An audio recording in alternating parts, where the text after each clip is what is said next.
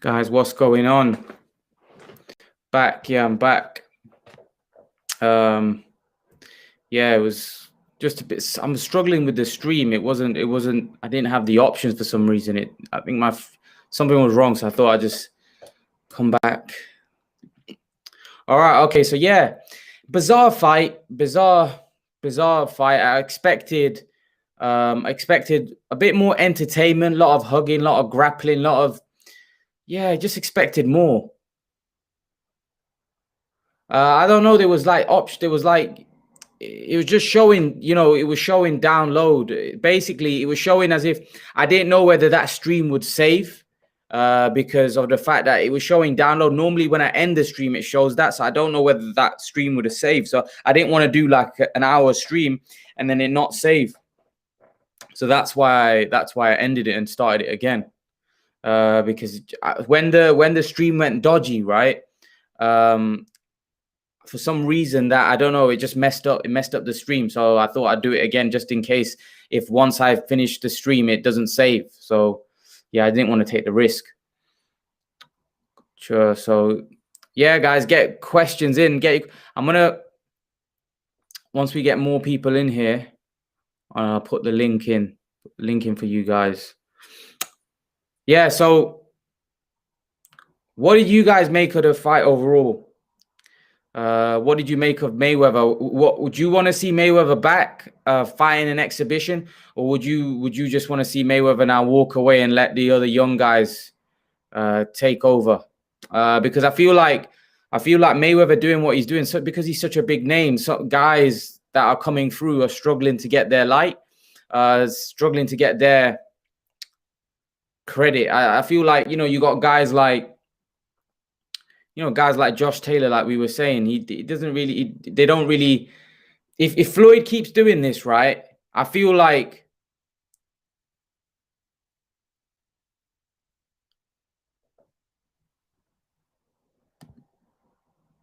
the comments on the top right corner is blurred. I don't know if that's like that for everyone. Top right. Let me see. No, the comments for me is all right. Let Mayweather chill and enjoy the rest of his life.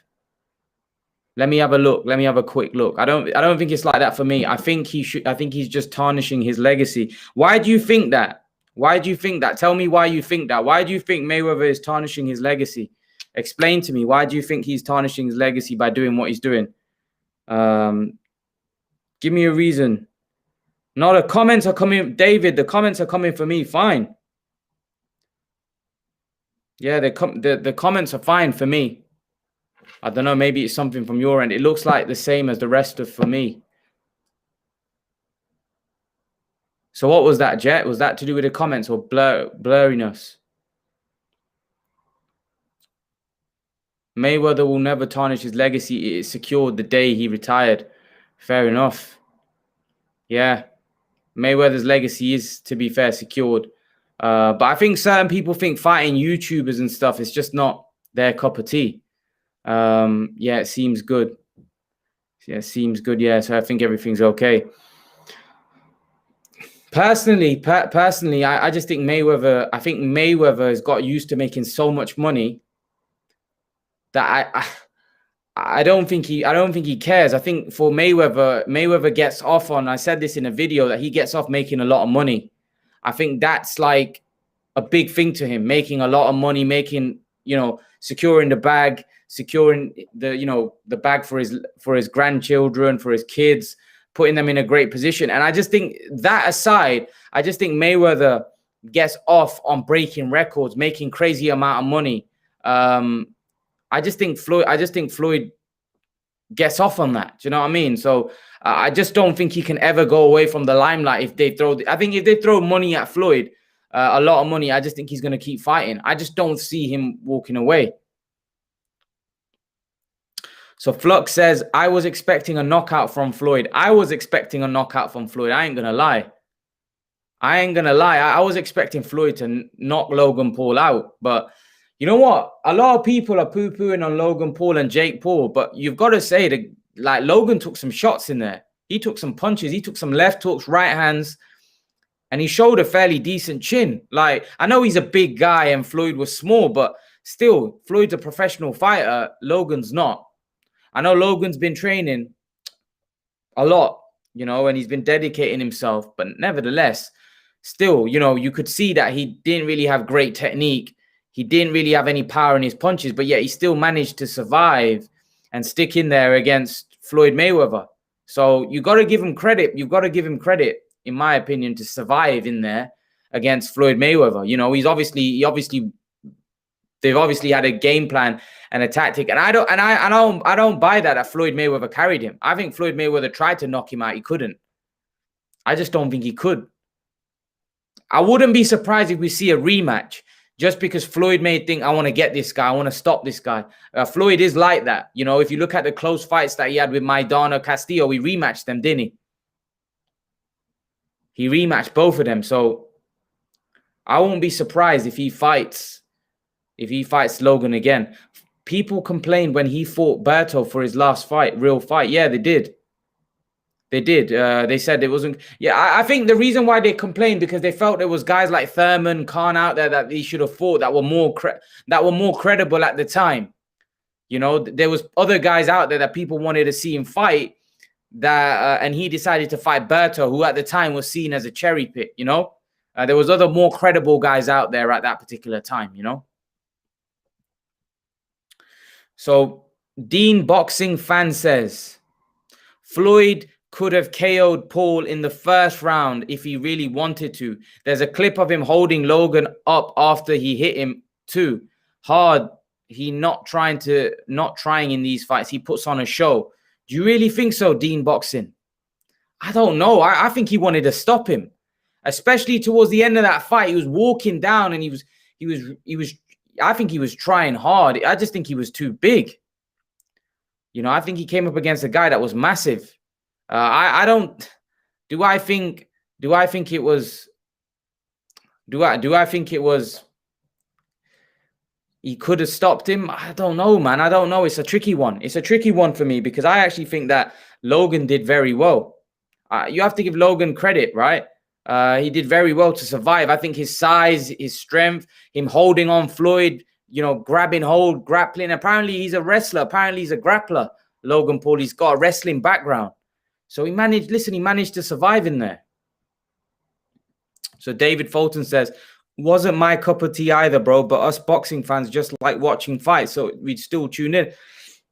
I agree with you, David.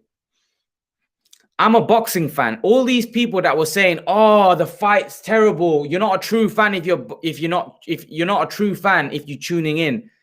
What are you talking about? What are you talking about? What are you talking about that you're not a true fan if you're tuning in? Floyd Mayweather was one of the greatest fighters. Of course, any boxing fan is going to tune in. All these people that are poo-pooing on the fight, they all tuned in. They all watched the highlights. But then they want to pipe up and say it was a disgrace. It was this. That you tuned in. I'm pretty certain they all watched it. Whether they didn't watch it live, they watched the highlights. Right? Stop trying to make out like you didn't like tune in at all and it was a disgrace, this, that, and other, when you know you did tune in. Some people, Dean Boxing, I don't think so. I'm pretty sure Floyd wanted the knockout. Just because it's a YouTuber, Floyd hit him with some good shots, but it didn't put him down. He did. I think, like, listen, you can tell with Floyd's comments after the fight, he wanted to stop him. He wanted to stop Logan Paul. He couldn't, because Logan Paul was really big and Logan Paul was grappling hold. Floyd said after the fight, right, that he didn't want to engage. He kept grappling and kept holding and kept grabbing and this, that, and the other, right? Is because he wanted to knock him out. He also downplayed it by saying, I only trained a couple of days a week, this, that, for this fight. I didn't really train that hard for this fight. So it clearly shows that Mayweather was upset a little bit that he didn't stop him. Mayweather wanted to stop this guy. He couldn't. Mayweather couldn't stop him. He kept grabbing hold because Logan Paul realized that Mayweather was the puncher in there, not Logan Paul. It doesn't matter about size. Mayweather was the puncher in there. But Logan Paul had size on him, had size and strength. So every time Mayweather got close, he grappled. He grabbed hold because he didn't want to give Mayweather an opportunity to hit him. Because if Mayweather started hitting him flush, he would have gone down. But he didn't allow that. He used his size to his advantage. Conor McGregor had really poor stamina, and Conor McGregor didn't have the size that Logan had. Logan had height, reach, strength, everything. Conor McGregor wasn't that much bigger than Floyd. Logan Paul was like he was a huge 6'3", absolute massive guy, right? He was big. He was big. And remember, Floyd was slow. He was slow. He was old. You know, it wasn't a prime Floyd. It wasn't that razor-sharp, cat-like reflexes Floyd Mayweather. That Floyd Mayweather would have stopped Logan Paul. But this version, an inactive, a guy, we don't know how we know Mayweather's quite clean, lives his life, you know, lives a clean life, eats good food. We know all of that. But the fact is that no one can stop Father Time. He looked old, man. He looked old. If Mayweather comes back and fights a proper boxer, he gets knocked out.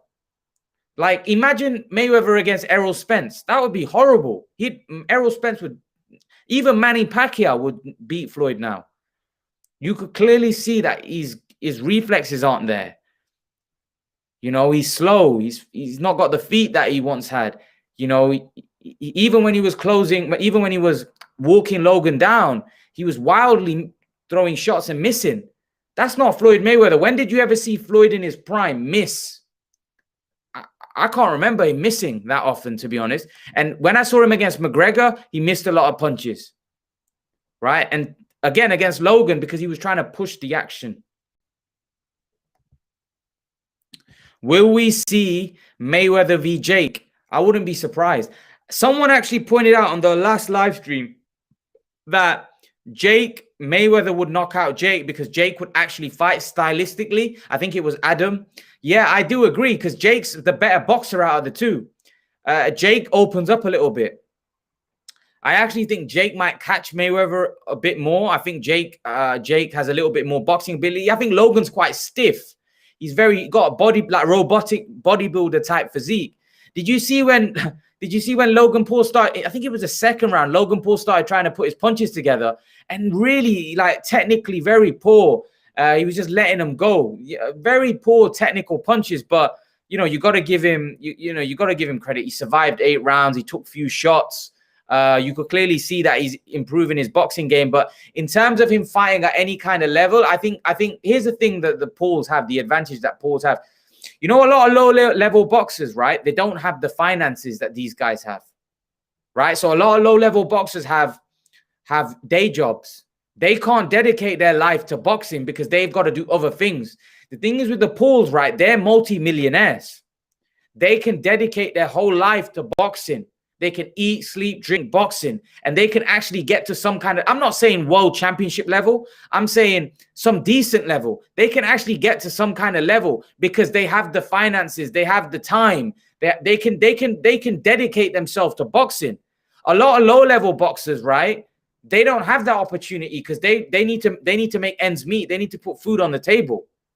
And they're not making enough money from boxing. But these guys have a platform on YouTube where they're making shed loads of money from other things.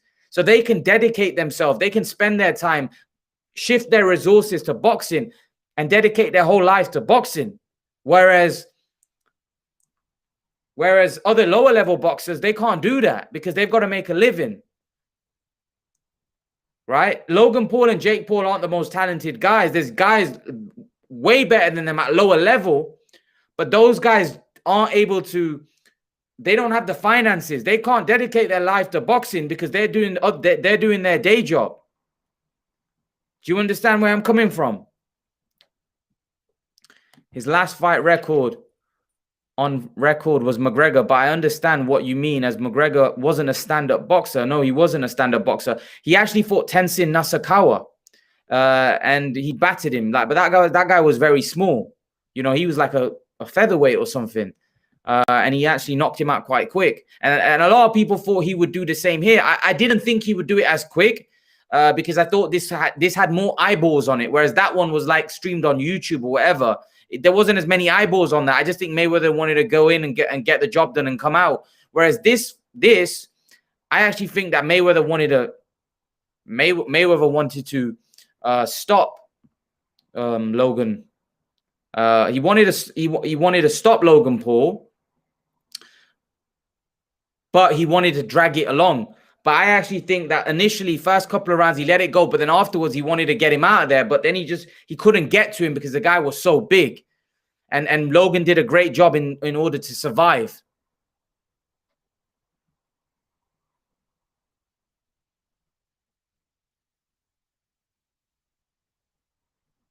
So Raymond says the Pauls may have lots of money and time, but they could spend 365 days, 24/7 with the best in the world, and they would only improve minutely.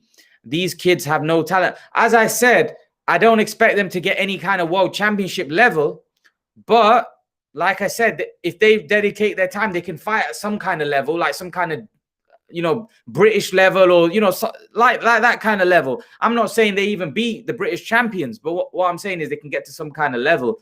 They can dedicate themselves. In terms of having no talent, I don't know. I think Jake Paul has a good chance of beating someone like Conor McGregor, who does have, I think he has talent. McGregor.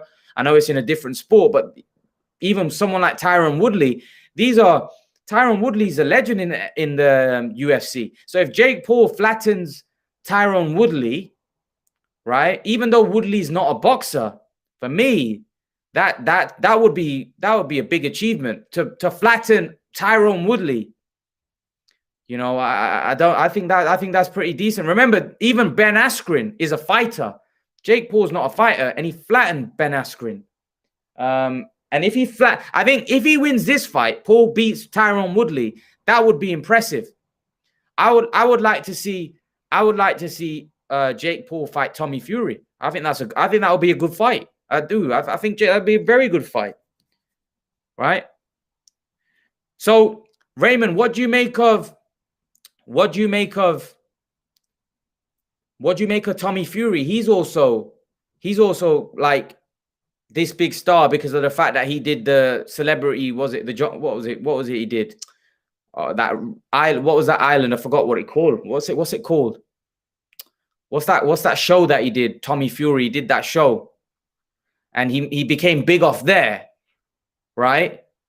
The fact is that if he didn't do that, his fights won't be that big. In the fight that he had on Saturday, he didn't look too good. Tommy Fury was on Love. Yeah, that's it. Love Island. That's what I mean. So Love Island, he wouldn't be that big. But in his third or fifth fight, he's massive. Like, people are talking about him. Not as big as Jake Paul, but still people are talking about him. How good is Tommy Fury? What level do you think Tommy Fury can get to? I don't know. But like I said, it's not like boxing nowadays isn't about how. It's not about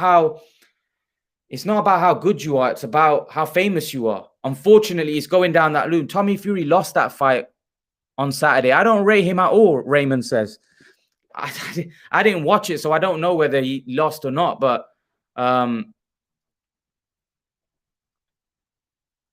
let's answer some of these questions. Mayweather looked frustrated, and he was throwing haymakers and missing.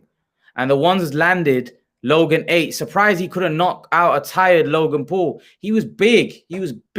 Logan was big. Mayweather didn't look good in that fight. Let's be real. Mayweather didn't look good in that fight. And Mayweather did. I don't believe Mayweather carried him. I believe Mayweather wanted to stop him. Especially towards the end of that fight, Mayweather wanted to stop him. He couldn't. Let's be honest. He couldn't stop him. Logan did a great job to survive. All this nonsense about, what's his name won the fight. Logan won the fight. It wasn't a fight. It was an exhibition. But the fact is, there was a chance that Mayweather could stop him. Mayweather tried to stop him. He couldn't, because Logan was just too big. He was too big, and Logan did a great job in surviving. He managed to grab hold. He managed to stop Floyd. from landing a lot of punches. Otherwise, I do feel that Floyd would have stopped him. I was a bizarre fight. It was a bizarre fight. Really bizarre. Dean boxing fan, if he destroys Logan, then that 100 million Jake Paul fight goes down the drain. Laugh Master, you guys are so gullible. Remember, there are levels to boxing. This is a grandmaster chess player via knob. So are you saying that he didn't want to knock are you telling me that Floyd Dean boxing, are you telling me Floyd didn't want to stop Logan Paul in that fight?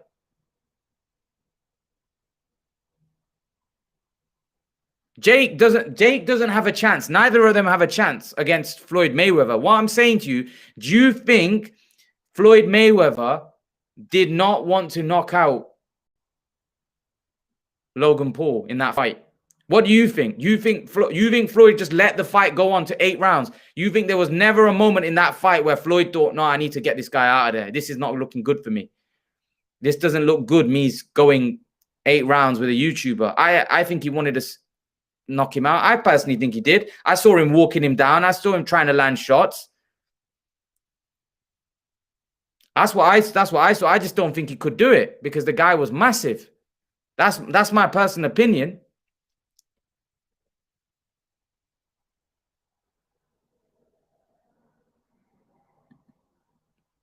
Garbage fight, says Genius Boxing. Yeah, it was. It wasn't a great watch, was it? Wasn't a great watch. I expected a bit more. I expected a little bit more engagement. It wasn't. It was. Yeah, it wasn't great, was it? It wasn't great. I expected a lot more than what we got in that fight. Even if it's an exhibition, you know, people paid $50. In America, people paid $50 for that fight. People paid $50 for that. $50. Here in the UK, it was 16.40, 16. Guys, how many of you actually stayed up to watch it? Be honest. How many of you guys stayed up? If you're in the UK, stayed up to watch it, and how many of you guys purchased it? If you were in America, did you buy that fight? Did you buy that fight? Did you stay up to watch it? I did. I ain't gonna lie.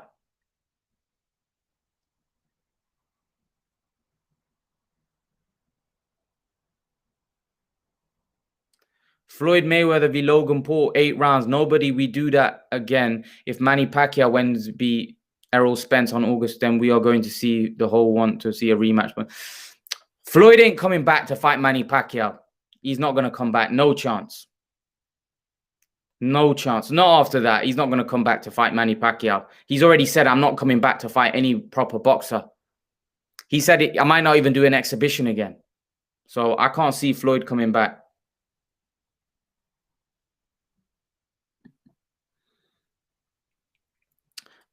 Pac-Man dropped Thurman. Floyd couldn't drop Logan Paul.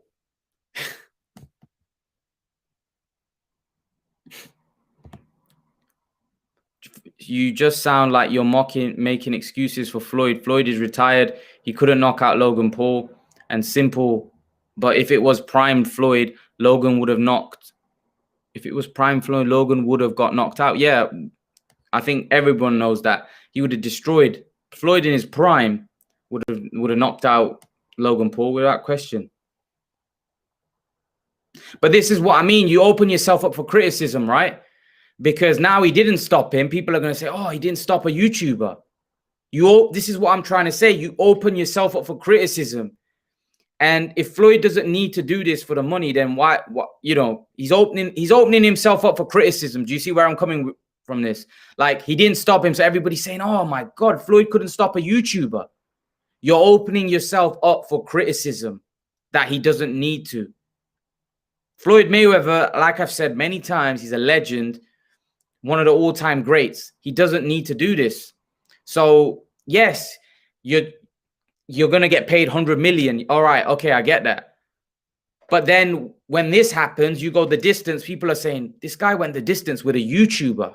People are questioning his legacy, even though he fought all the best fighters. He beat all the best fighters. So why are we questioning his legacy? But this is what happens, right? He doesn't need this. So Let Trey says, Maidana would have stopped that. Well, that's not even a question. Maidana would have battered Logan Paul. Maidana was an absolute beast. Maidana was a monster. Of course, he would have stopped Logan Paul. He would have. That's not even a question. Logan Paul v. Keith Thurman. Thurman would eat little Floyd alive. Not in his prime, though. Not in his prime, Rohit. Floyd would have battered Thurman in his prime. But obviously now, yeah, Thurman probably knocks Floyd out after watching that. So John Rock says, stay away. Come on, Imran, stop protecting fraud fighter. Stop protecting who? Logan or Floyd? Who am I protecting? I'm not protecting anyone. I'm telling you, it was a farce. It was bizarre. I haven't seen anything like it. But the man was 200 pounds. That's not protecting. That's what how am I protecting him? I'm saying, what do you want me to say? Like Floyd, what did you want me to say? I personally think it was what it was. The fight was what it was. It was a poor fight. It wasn't entertaining, I didn't think. It was bizarre. Right? But it was an exhibition fight. Floyd Mayweather did tell us what we expected. Did I expect Floyd Mayweather to stop him? Yes, I did. I expected Floyd Mayweather to stop Logan Paul. He couldn't, though. The guy was too big. Floyd was not as fast as he used to be. Do you think other guys retire and do these exhibitions like Khan and Brook? I don't think Khan and Brook are going to do an exhibition. I think they're going to have a proper fight if they're going to fight. It's not going to be no exhibition. You know, nobody wants to watch an exhibition between those two guys. Just imagine that. Just imagine Khan and Brook doing an exhibition. Two guys that can't stand each other doing exhibitions. No way. Floyd, the Keith Thurman, would eat Floyd Mayweather alive. Well, in his prime, no chance. Another announced report that Anthony Joshua, yes, 20 days if not defend the WBO heavyweight championship, get this mandatory challenger. Okay, Israel Vasquez says, it's ironic Floyd complaining about Logan Paul hugging and hit and run strategy, but isn't that the exact same strategy he did against Pacquiao? He didn't want to let Pacquiao get near him in that fight. You know, whenever Pacquiao got close, he grabbed hold. He was ducking underneath and finding his way out, ducking and weaving. Yeah, he used very, very smart tactics. But again, a guy bigger than Floyd used exactly the same thing. But obviously, Floyd was more crude. He obviously knew what he was doing. This looked bad. This just looked really terrible. Floyd started all this exhibition stuff. Just let the guy live life the way he wants to. We all try and live life to suit ourselves. It's all about making money. It's all about making money, David. He wants to make easy money, and he looks at these exhibition fights as easy money. You know, you can't blame the guy. You can't blame the guy. You know, the guy's making easy dough. He's making easy money out of it. You can't blame Mayweather. Mayweather's he's making a lot of money. 100 million for that. 100 million to watch. 100 million for a fight against Logan Paul. Are you having a laugh? 100 million. That's crazy money, mate. Crazy money.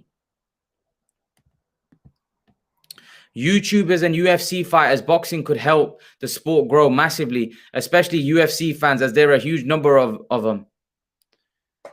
Yeah, but it makes it a joke. Like, here's the thing, right? Here's the thing. I feel for someone like Josh Taylor, right? Josh Taylor, right? Josh Taylor, right, is an undisputed light welterweight champion. Nobody's talking about him. This fight got more coverage than Josh Taylor. I get Logan Paul and Floyd Mayweather are a lot bigger stars than Josh Taylor, but the guys that the actual hardcore boxing that's going on, it's not getting. Teofimo Lopez is fighting Kambosos. Nobody's talking about that. Everybody's talking about Floyd Mayweather because he's big news. Whatever Floyd Mayweather is like an icon.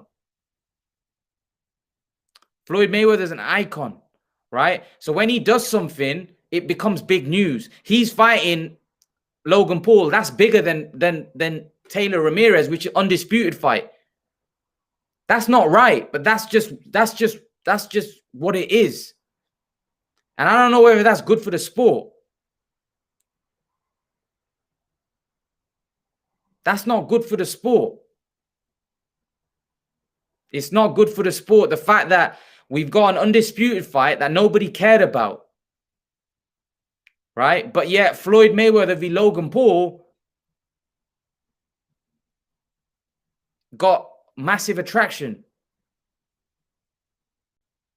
I don't know, guys. I don't know, guys. It's not good. I don't know whether that's good because and Josh Taylor, I see in his comments, you know, Josh Taylor, see, it may come across as jealousy, the fact that he's coming out and slamming Logan Paul and Jake Paul, but he's hurt, you see.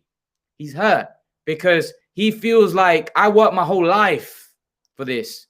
And these guys have come out and made like Logan Paul probably made in the Mayweather fight that Taylor's undisputed champion hasn't made in his whole, maybe not even made a fraction of what Logan Paul made against Floyd Mayweather. Is that right? I don't know.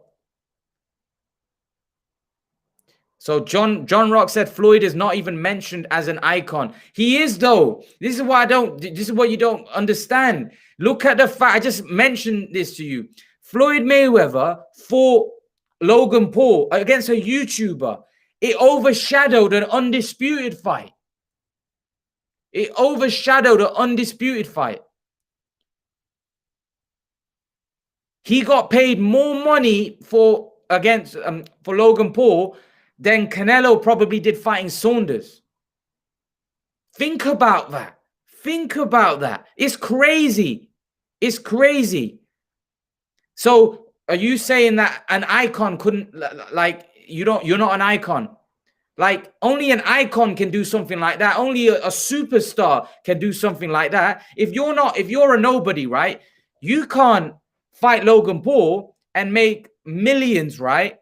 And then you've got other undisputed fights and guys are making like a fraction of that. Not even a fraction, of like a small pittance of that.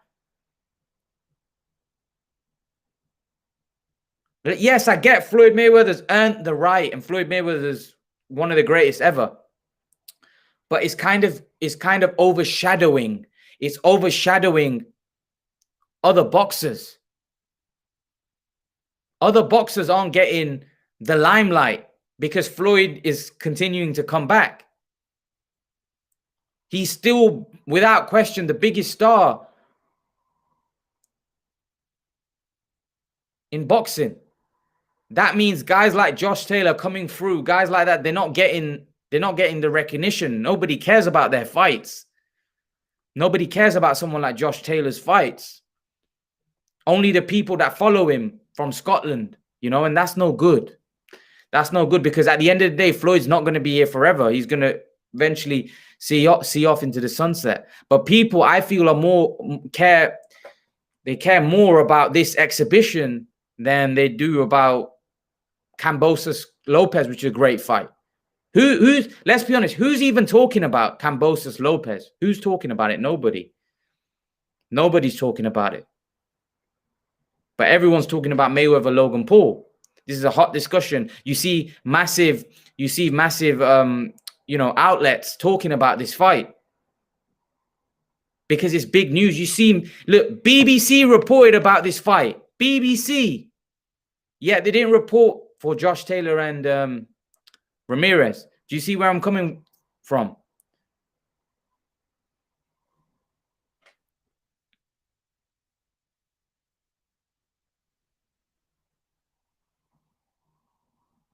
So Likestra says, I don't think it's right, but people will buy what they choose to buy. Would Josh Taylor be making more money if Floyd didn't fight Logan?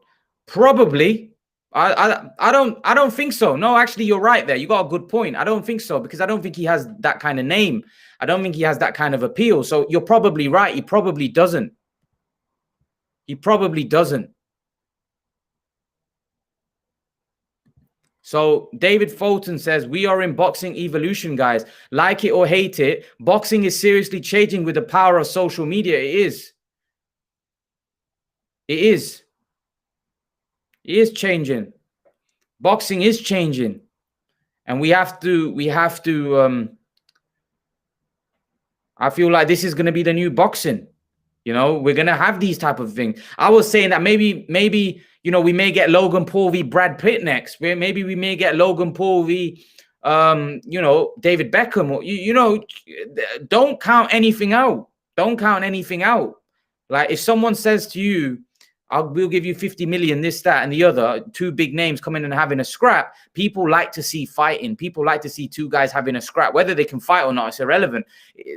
It's the only sport that this can happen because people love to see a fight.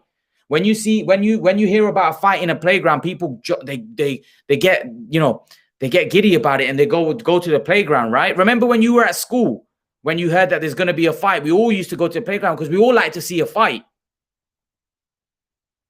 You know, it's the only sport where you can do this, and it's sad, but it's the truth, and that's the fact.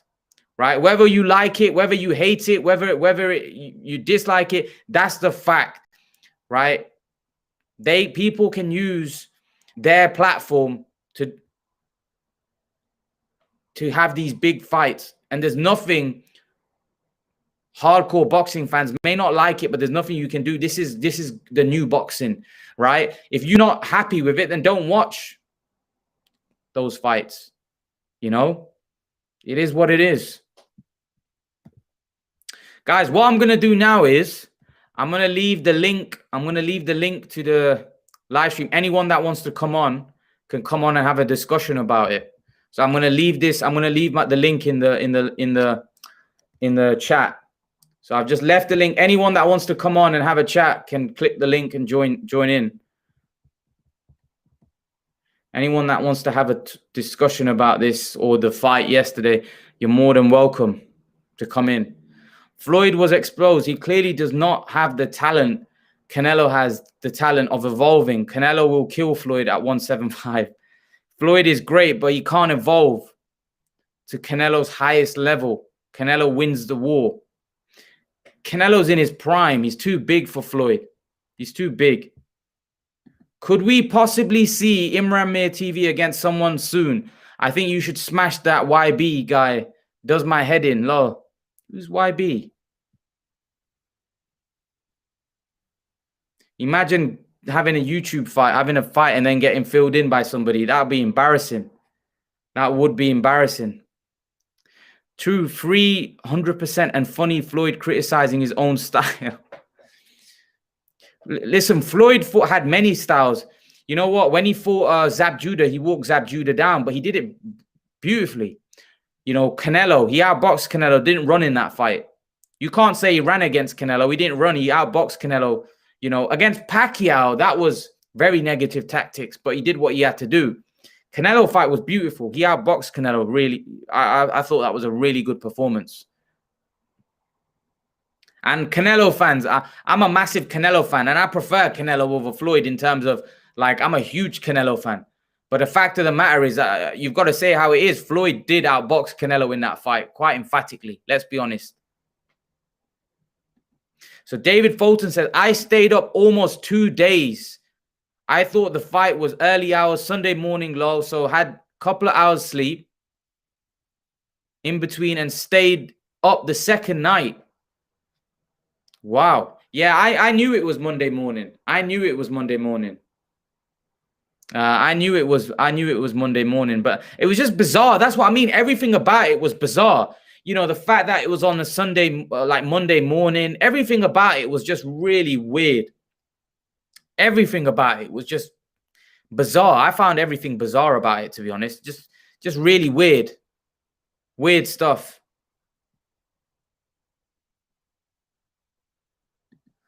Ruben says, just watch the fight online, but I still feel like I got robbed.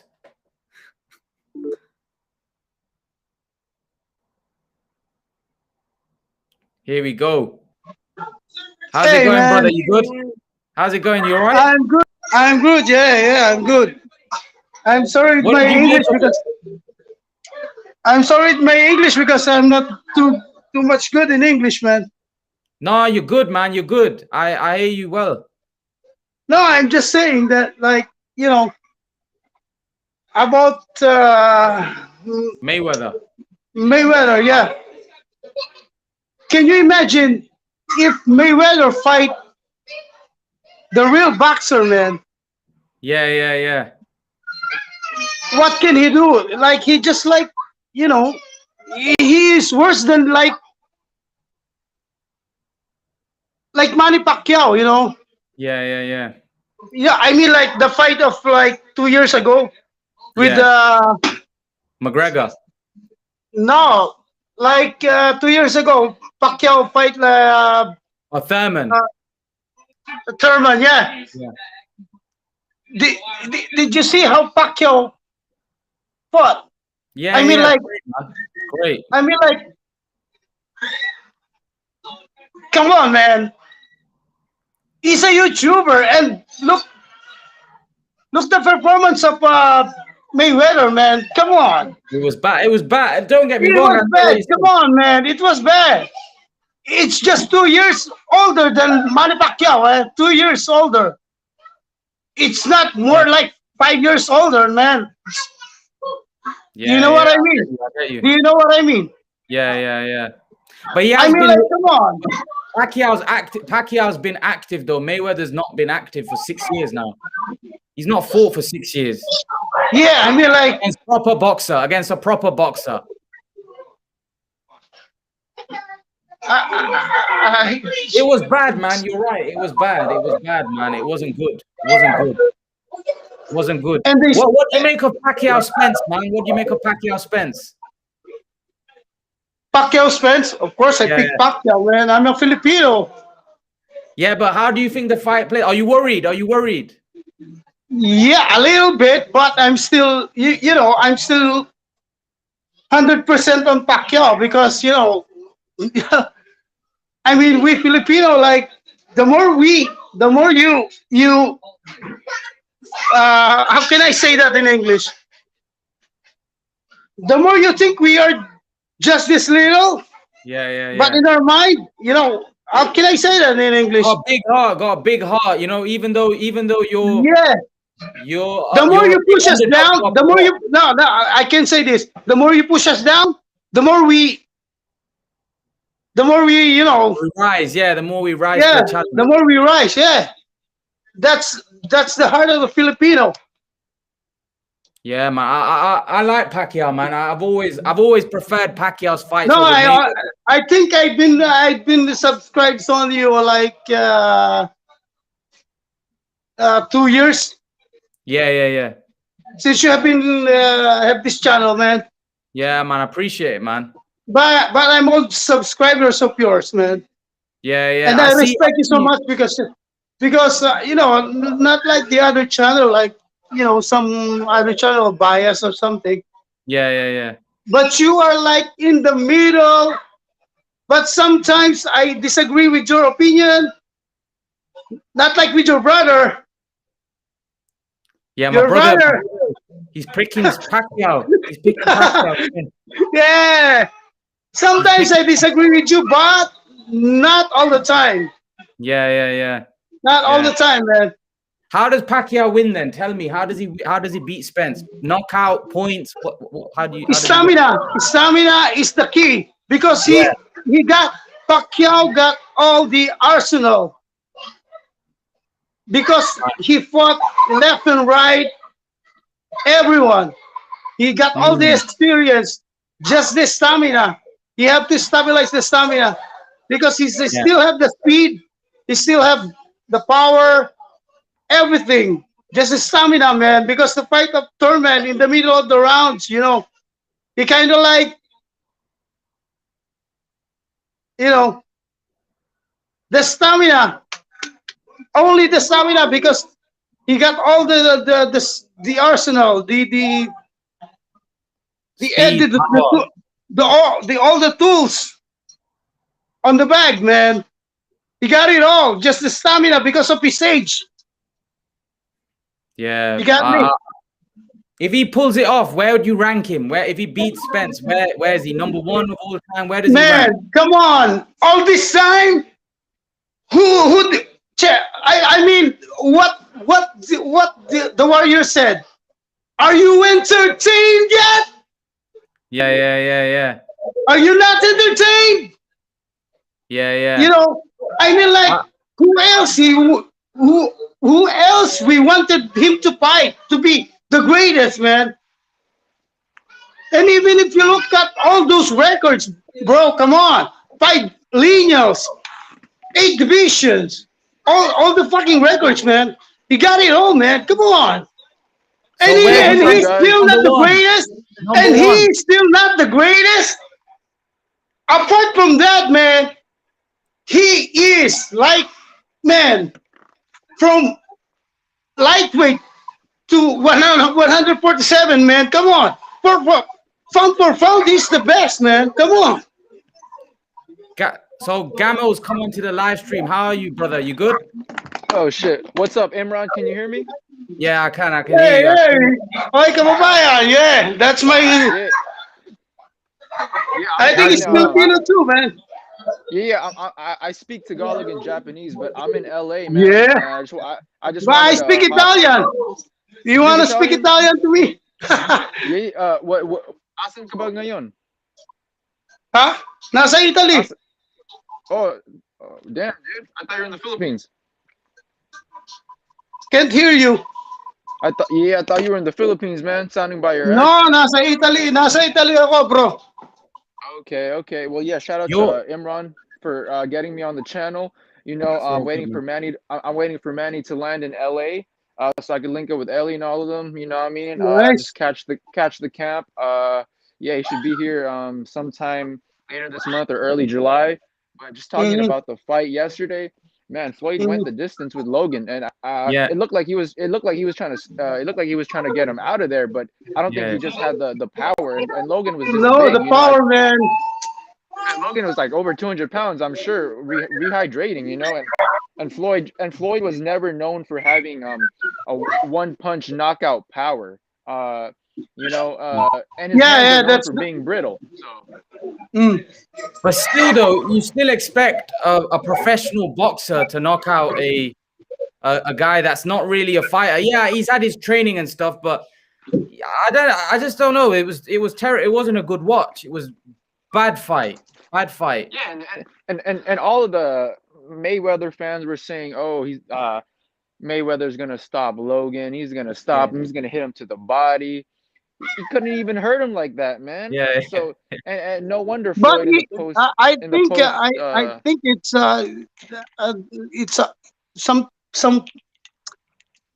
something like you know, they're all planned it. They all planned it. I mean, like, you don't think it was real? You don't think it was real? I don't think it's real. You know, I think part of it was scripted. It's all scripted. Yeah. That's the word, man. It's all scripted. Do you think if Mayweather wanted to, could have knocked him out? I don't think he had the power, and Paul was just too young and you know, just too fresh. You know, I agree. I think he wanted to knock him out. Paul was a cruiserweight. He was huge, man. It looked weird. You know, when you saw him in there with him, it was like it was weird, man. It was just weird. And the hair. Oh, excuse me, man. Come on. And the hair and the beard of Floyd was funny, man. Come on. It's like face paint. Holy wow. Oh my God, man. Come on. It's funny, man. Okay. And then he saw the ugly Floyd. Ugly Floyd, not the pretty boy. Yeah, no wonder he doesn't want a rematch or he doesn't want. No, I'm not hating. I'm not hating Floyd, but you know. If Floyd, do you think Floyd will fight? Just say Manny beats Spence, right? Yeah. No, I don't think he fight him. No, come on.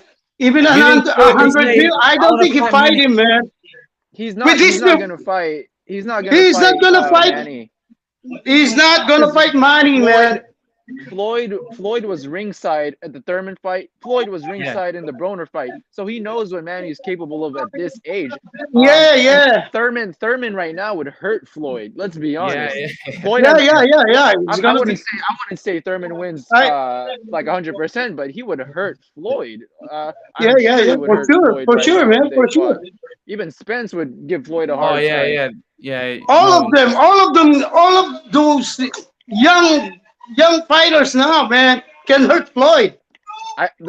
If Floyd came back, I think he could. The only level he could beat is probably like an Adrian Granados, probably, or I'd All say like an those, Adrian Granados. yeah, Zito Lopez maybe it's like still even an even fight right now. yeah, yeah, yeah. Crazy, yeah. man. But No, I mean like he the has been performance of retired. Floyd last night, man. Come on. Man, So I didn't even like that it was raining. Did you see the did you see the ring? It was raining. yeah, yeah, it was raining. Yeah, Yeah, it's funny. I don't pay for it anyway. I watch in the Milan. replay. highlight. Yeah, and did you see the post fight interview, Imran? Yeah, I did. Yeah, I did. And It's like he wants to stop him. did you see him taking shots at Pacquiao? Oh yes, yes. I made a video about that. It's uploaded later. And he's like he's saying, oh, Manny He has has to to fight. fight. Yeah, he has to I fight. don't. It's not that Manny wants to. It's Manny wants to fight. Like, do they not know how much money they made fighting each other? Yeah, Like yeah, over yeah, 100 Yeah, million. yeah, I yeah, doubt they yeah. spent all of that. I More, doubt they more spent all of that. more than YouTuber, man. They can make money more than that. I mean, yeah, like, yeah. Of course, man. Of course. and it's obvious that Floyd is don't want to fight money. Yeah, I Yeah, think like deep in Floyd's heart, man, he's a little jealous of Manny, and he's just That's like right. That's he just right, bro. can't believe That's right. he can't believe this guy is still going at this age, Yeah, yeah. taking on That's right. That's Spence. right. He And then despises him. and Yeah. then I've heard like now this old like what's his name? All those like Mike Tyson have a going back to boxing, and Escor de la No, Hoya yeah. wants to I'm back, cool with like and I'm that's cool with because of previous Manny, fighters. and that's because of Manny Pacquiao. It started Manny Pacquiao because do you remember he fight Thurman, and then yeah, everybody wants to come back, yeah, yeah, yeah, yeah, yeah. and then They somebody yeah. and then some channel said that it started Floyd Mayweather. Well, the That's why thing they is, all I'm okay with retired boxers doing exhibitions like for charity and for like a good cause. But when you have yeah an all-time great caliber fighter, TBE, people consider fighting 0-1 fighter, not even the same height. Like I would have rather seen a De La yeah. Hoya and Mayweather exhibition. I would actually enjoyed that. You know, that made sense. But Logan Paul, come on, man! I'd rather have seen him fight 50 Cent or And one another thing, man, professional athlete at and then, least. You know. and then, bro, one thing was if you compare to Floyd, who he fight and who Manny Pacquiao fight, if you compare those faces, Manny Pacquiao he fought the faces all bloody Yeah, and yeah, like yeah. broken. The last of Floyd, I would say I'd say like after 37, 38, that was it with Floyd. After there, Yeah, yeah, he just lost it. He got brittle because his last really good performance, I wouldn't even consider the McGregor fight. His real last hardcore training camp was the Pacquiao fight. That was like the last the of it because greatest Berto was just a yeah. farewell fight. For me, the greatest time of Floyd was when he was like the pretty boy. Yeah, Okay, yeah, yeah. I give him the Castillo to De La Hoya run, and then I give him Marquez, Canelo, Cotto, and Maidana. That's Yeah, it. but Floyd's look at them resume is faces inflated, when Pacquiao overhyped by fights his them. fans. When Pacquiao fights them, look at them faces, man, blooded and broken orbital, you know, broken because nose. Floyd he fights on the back foot. When he was Money May, he fought on his back foot countering. Yeah, yeah, yeah. Manny's a toe to toe come forward fighter, so That's he right. wants to go on the inside. So of course he's gonna bruise And him up then more. Manny is fighting outside in the Philippines like the road warrior, man. Come on. That is one of the ingredients of being greatest, man. Come on. Let me Yeah, ask you man. guys a question, right?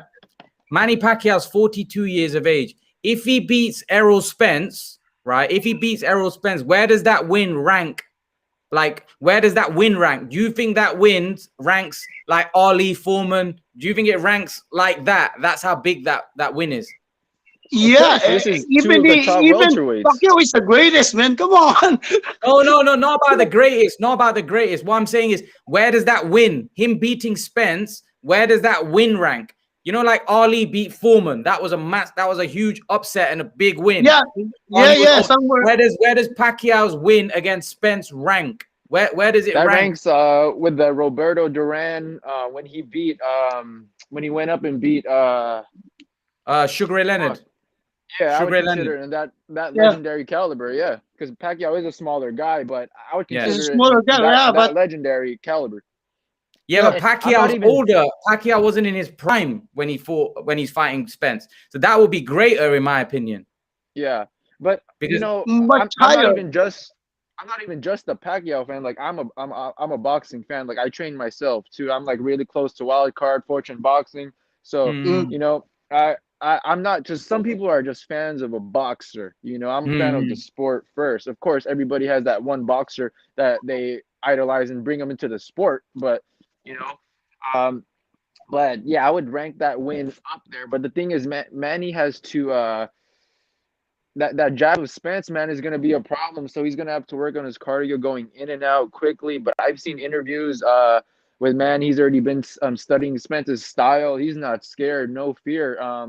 The only thing he said that he did acknowledge the size. Yeah, Spence does have the size advantage, but other than that, he's not scared of him. And I don't think Spence will Never knock duck him out. anyone, man. Spence's power is overhyped, man. I don't want to say overhyped, but he's not a one punch knockout artist. He's a break you down type of fighter. He goes to the body, goes to the head. He's relentless. He applies pressure. He's not a one punch knockout artist. If he hits Manny with one punch and knocks him out, then I'll say Manny got old.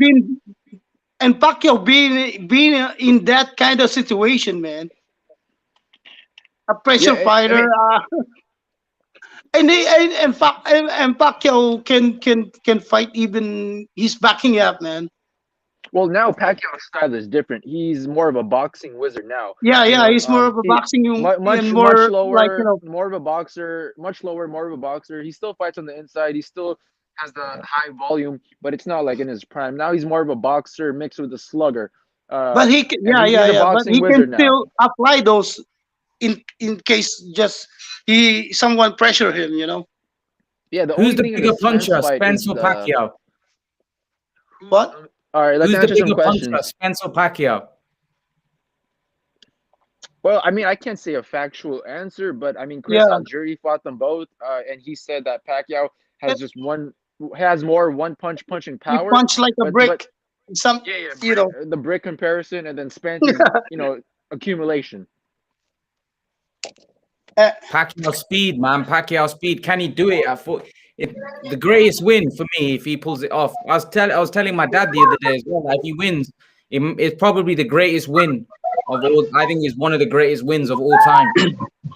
I mean, if you yeah, definitely. Come on, guys. If you review all those boxers, man, come on.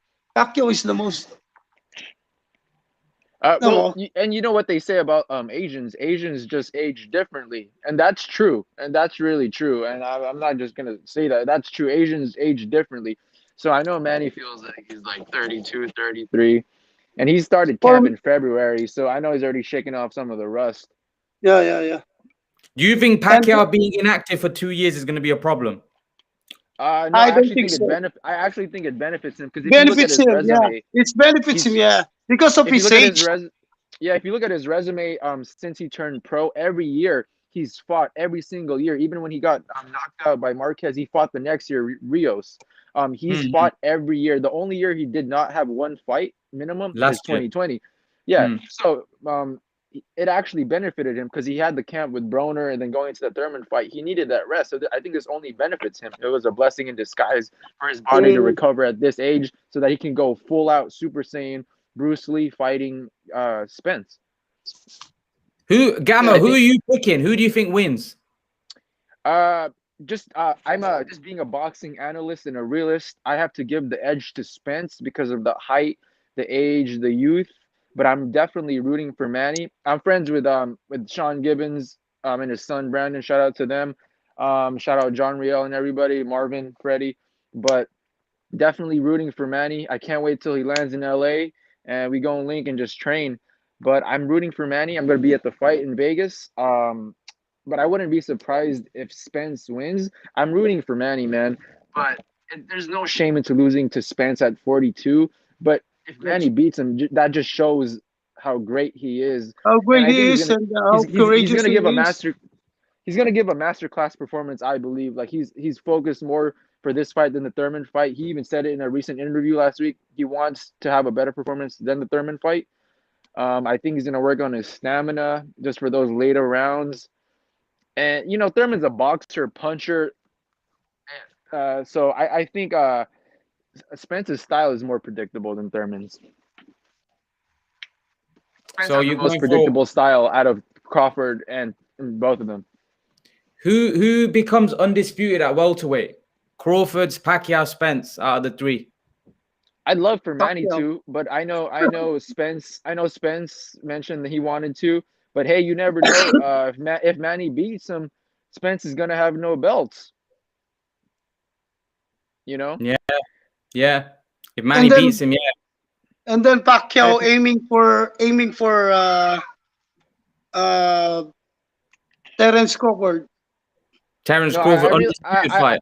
I really think if Manny does win this Spence fight, he even mentioned it in many interviews because he's going to be running for the president I'm sure. 2022 next year. And I think if he beats Spence, I think he's just going to retire and just go off like that because I think that's really too much on his body after just fighting Spence, another training camp. But for me, Crawford, I yeah. think that shows I'm already good for that. his I'm greatness. good. I'm okay with that. But if he goes I'm on okay with it. and fights Crawford, I think Manny needs a rest. It's gonna have to be 2022, like after he's become president. So, you know, that's only at least fair.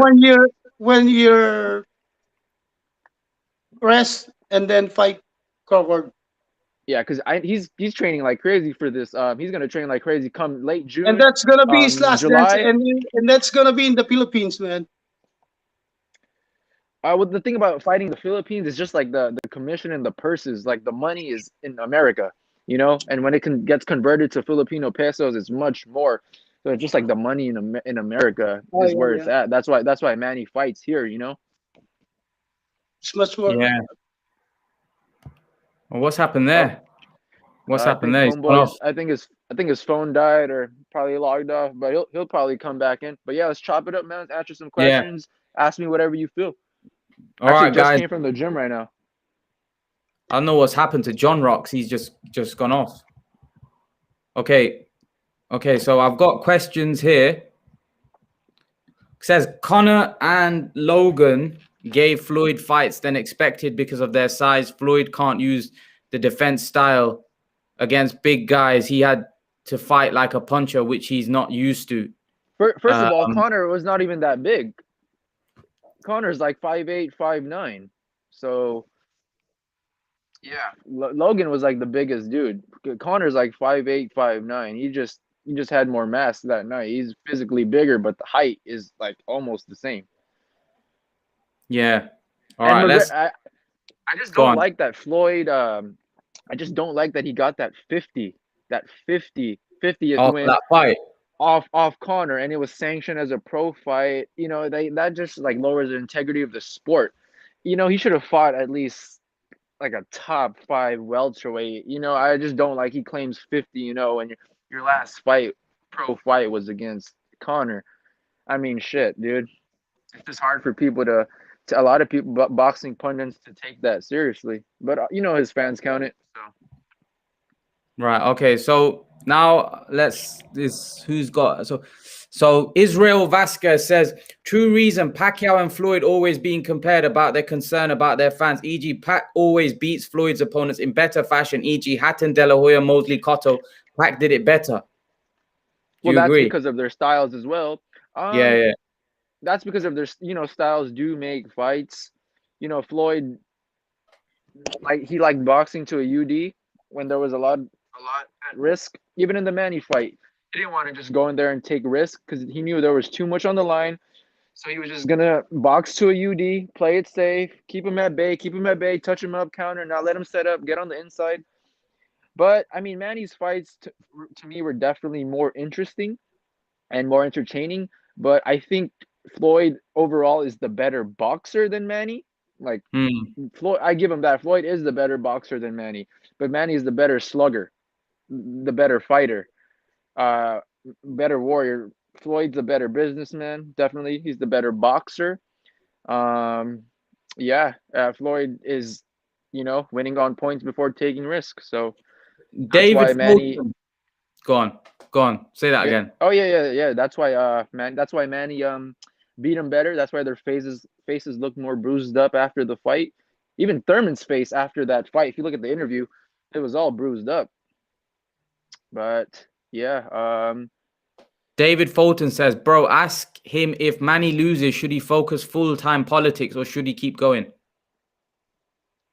If Manny loses, I mean, there's no shame into losing to Spence. Him just taking this fight, like, yo, he took the Spence fight. Like, this is already crazy, And if he loses, should he retire and focus on politics?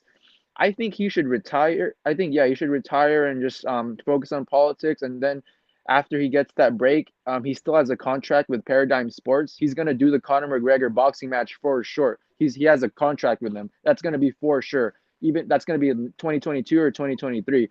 They have a contract, so they're for sure they have to do one boxing fight, McGregor versus Pacquiao. That's going to happen for sure because Manny has a contract with Paradigm Sports, and so does Conor. And they signed that together to do that fight, but Conor lost, so now he's fighting Spence. So I think if he does lose, just retire, become president, and then just do one or two exhibitions. But if he does win, wow. You know how you were saying earlier that Floyd said that Manny has to fight because of the fact that, he basically saying that Manny needs to fight because of the money, etc. I don't think Manny needs to fight because of the money if it was for himself. I think Manny does a lot of charity work. Not just that, I think Manny now wants to become president. And in order to make a party, you need a lot of money. That don't come cheap. So he needs money for his campaign, I think. Just a little bit. But exactly. Manny does. It's not that he needs to fight. Manny wants to fight. He wants legacy. Legacy, Floyd wants money, not legacy. Floyd wants currency, not legacy. I just hate when Floyd says, "Oh, Pacquiao, he got to fight." I mean, you ever just reconsider that Manny wants to fight because he can still fight and his body's still in shape? Like Floyd's just saying that, just to smoke screen the fans, just like with the whole Peds thing, like. So Ahmed says Crawford might stop Pacquiao.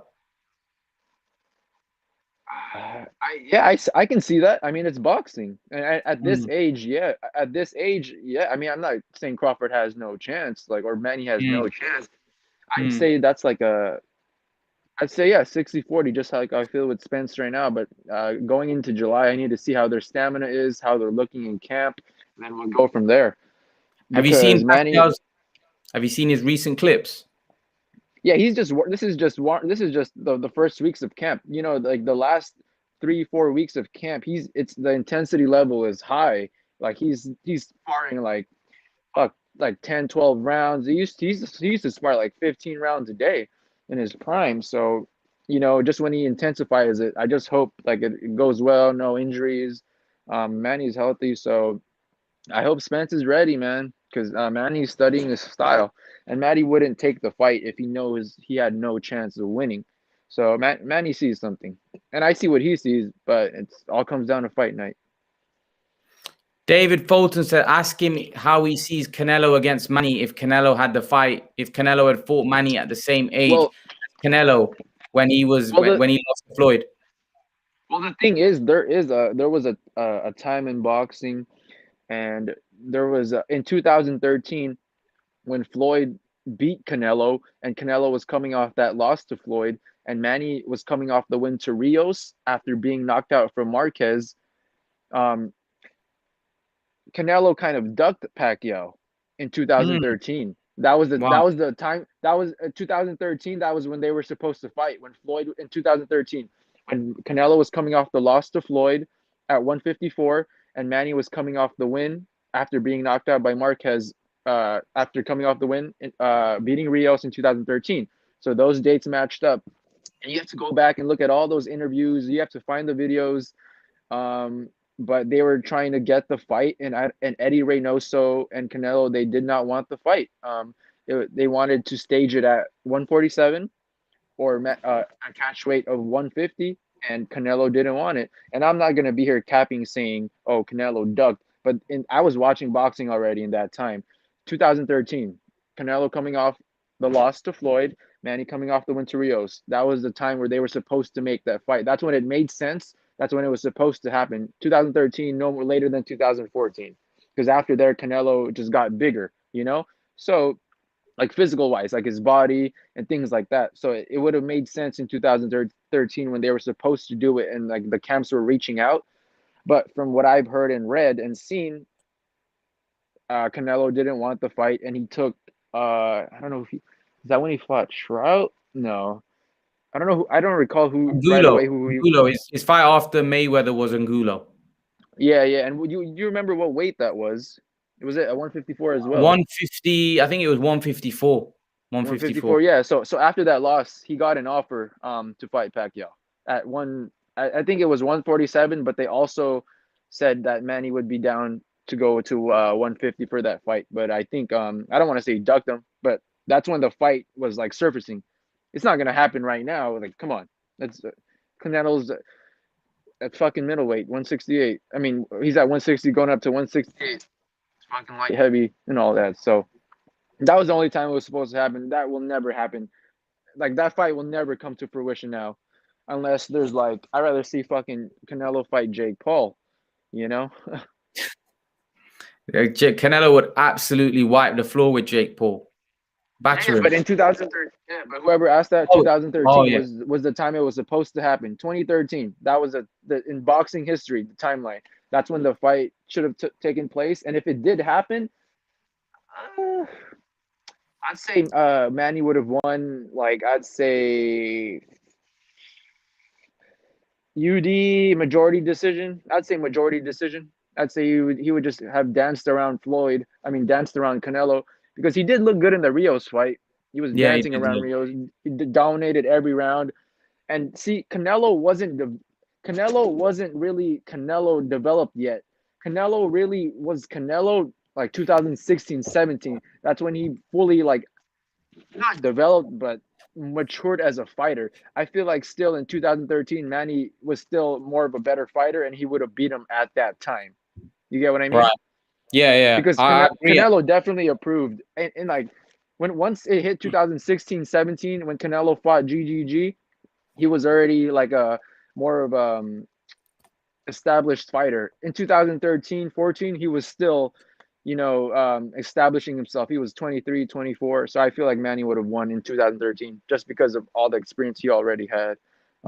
Yeah, but if they fought, shit, now Canelo's too big, man. Yeah, he's too big, man. He's too big and too strong. Tiger Stripe said that Canelo wanted Pacquiao wanted Canelo to come down to 147. Yeah, Canelo could have made that. He was still fighting at 150. He just lost to Floyd at 154. He wasn't even like that muscle. Like, he didn't gain all that muscle yet. Canelo started getting big in like after 2015, 16, 17, when his body started maturing. That's when he was more of an established fighter. But let's not remember, Canelo at 2013, his skill set, Manny would have beat him. Oh yeah, I agree. I think Canelo wasn't. I don't think Canelo was a finished article. He was very green. Yeah, just look what Floyd did to him. Yeah. So Manny would have danced around him. He was much slower and more flat-footed then too. So. Yeah, I agree. I think he would have beat. I think he would have beat him. Would have been great if it happened. So let's see what some people are saying here. So what are these guys saying? All right, okay, so there's What part of the UK are you in, brother? from Leicester. Leicester. Okay. You ever been to the States?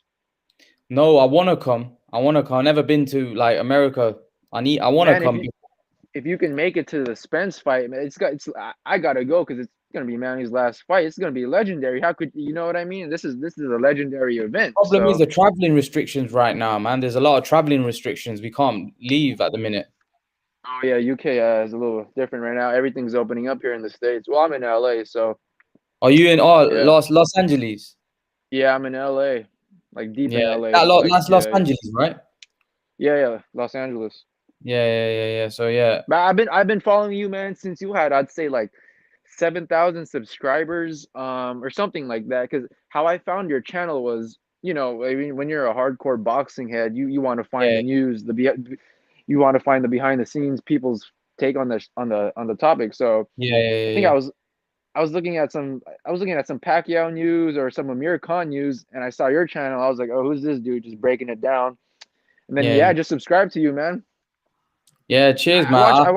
I watch a lot of people, man. A lot of boxing YouTubers. Yeah. There's a lot of people. Like I try not to push push any kind of like agenda, you know what I mean? Just talk boxing. Narratives, yeah. There's a lot of people to just like to, that's agenda based channels. Yeah, I feel you, man. I just I don't have the time to make my own channel and just discuss all this shit and just break it down myself, So I listen myself to people. I just don't have the time to record myself on camera and just talk about all this shit. But there's videos of me with Manny and shit training, so you can check all that out. Oh, But so yeah, you actually box?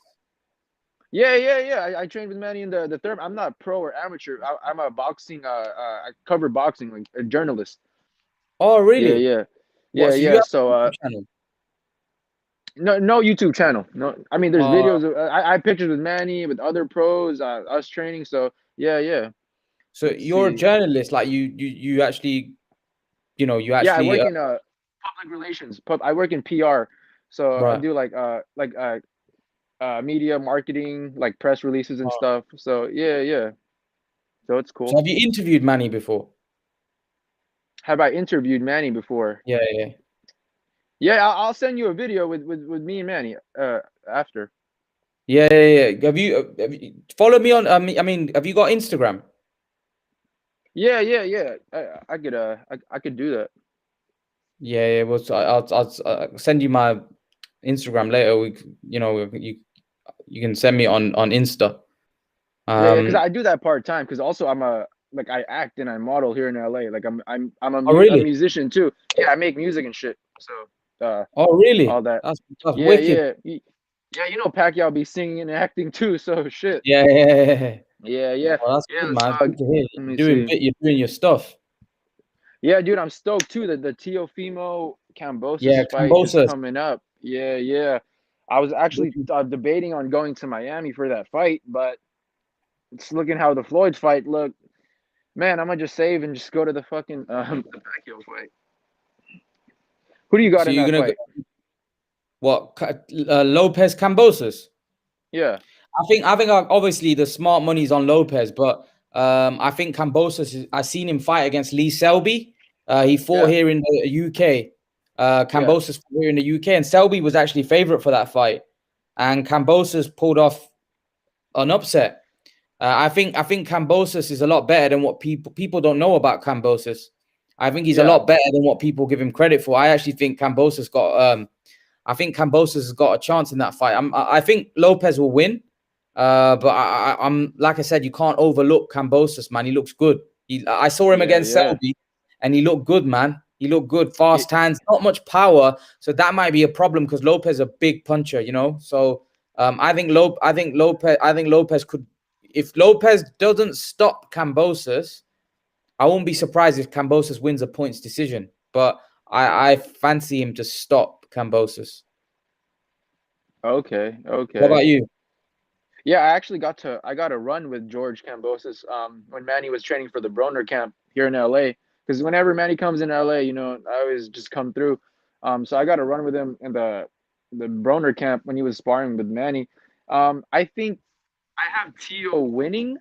I just George has the speed. Um, I just don't think George has the power to keep Tszyu off of him. I think Tszyu Mm, has more power, and I mm, can see Tszyu possibly stopping him like 9 or 10 in 9 or 10 rounds.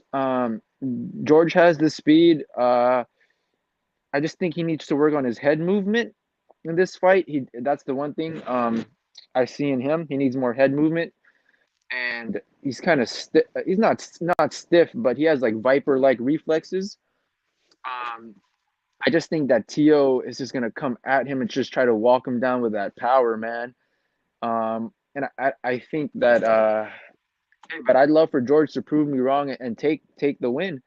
But I got Tszyu winning, just based on his power and his pressure and his ability to box. And Kambosos leaves himself open sometimes. When he throws like a fast jab, he will leave himself open. And I think Tio's dad is watching, footy of him and just studying. And I think Tio will catch him and actually who- knock him out. I feel like he will. We can come back to this and just chop it up after, but I just think Tio has the power, man. I don't think George has the power as much as I'd love to see him win. He's sparred with Manny many times, man. Manny yeah, yeah. likes him for this. Yeah. Manny likes him for the speed. He likes him for the speed, man. He likes that. Did That's what you? he Oh, told you me. must have been too. You probably were too young at that point. How old are you? I'm 23 actually, so I'm the same age as Teofimo. Oh, all right. Okay. Yeah, yeah, No, yeah. like So 10 years ago. No, what I mean is like 10 years ago when Amir Khan and Pacquiao used to spar. You probably didn't see that, did you? well, the thing is, what got me into boxing obviously was Pacquiao, but Mm. I was already watching Pacquiao shit when I was like second, third grade when he was All right. fighting Okay. Barrera Morales. So that's what got me into it. But I didn't really understand the science of fighting until I matured, got into it, became an adult and shit. But no, dude, when like 10 years ago, man, I was young, way younger. I'm the same age Yeah. as Tio Fimo, Ryan, all them boys. I'm in that class, man. Yeah, it would have been good to like ask somebody that watched the sparring between Khan and Pacquiao, man. Imagine the speed in that spar. Yeah, I know. People paid to watch them spar. People paid to watch them Really? spar. Paid? Yeah, Like the yeah, wild card. yeah. They let you. Well, the thing, like for example, you can watch Manny spar. You just can't record. But if you want to watch Right. him spar, you can pay to watch him spar. Like you Mm. get the behind the scenes. You just can't record. Many celebrities have paid to watch Manny spar for camps. Also, Floyd, they pay to watch him spar. Like you know. That would have So been great sparring, man. I would love to have seen that. yeah, I was a fan of Khan, man. Like even I like Khan and like I would say I was younger, man. I was younger. I like Khan, man. 2008, 2009, 10. He was coming through. When he would wear those shiny trunks, Yeah, man. yeah, Yeah, yeah, yeah. That's what yeah, made me a fan of Khan. He had the speed, man. He had like a piston like jab. yeah, yeah, He yeah. It was was quick. great, man. I just think when he moved up to fight Canelo, Yeah, that was it, that man. was a little too big, man. And I Yeah, just yeah, don't yeah. think Khan had the chin, man. He was Yeah, he chinny. didn't. I Yeah, don't want to say he was chinny, but man, like Danny Garcia fucking got him with that. yeah, yeah. Dude. I was like, damn, He bro. I did. think even He had Brand speed. He didn't have Manny's power and chin though. But he was a good fighter. You know what I mean? In his prime. yeah, he was a solid game, fundamentally sound fighter. He knew how to box. Mm. He knew how to box. He knew how to scrap. It's just his chin and his power, Yeah, man. Yeah, that will get you fucked up as much as you can box, man. One yeah, yeah, punch, yeah, you'll be out, man. You'll yeah, be out, yeah. man. What do you think of like Taylor? What do you think of Josh Taylor?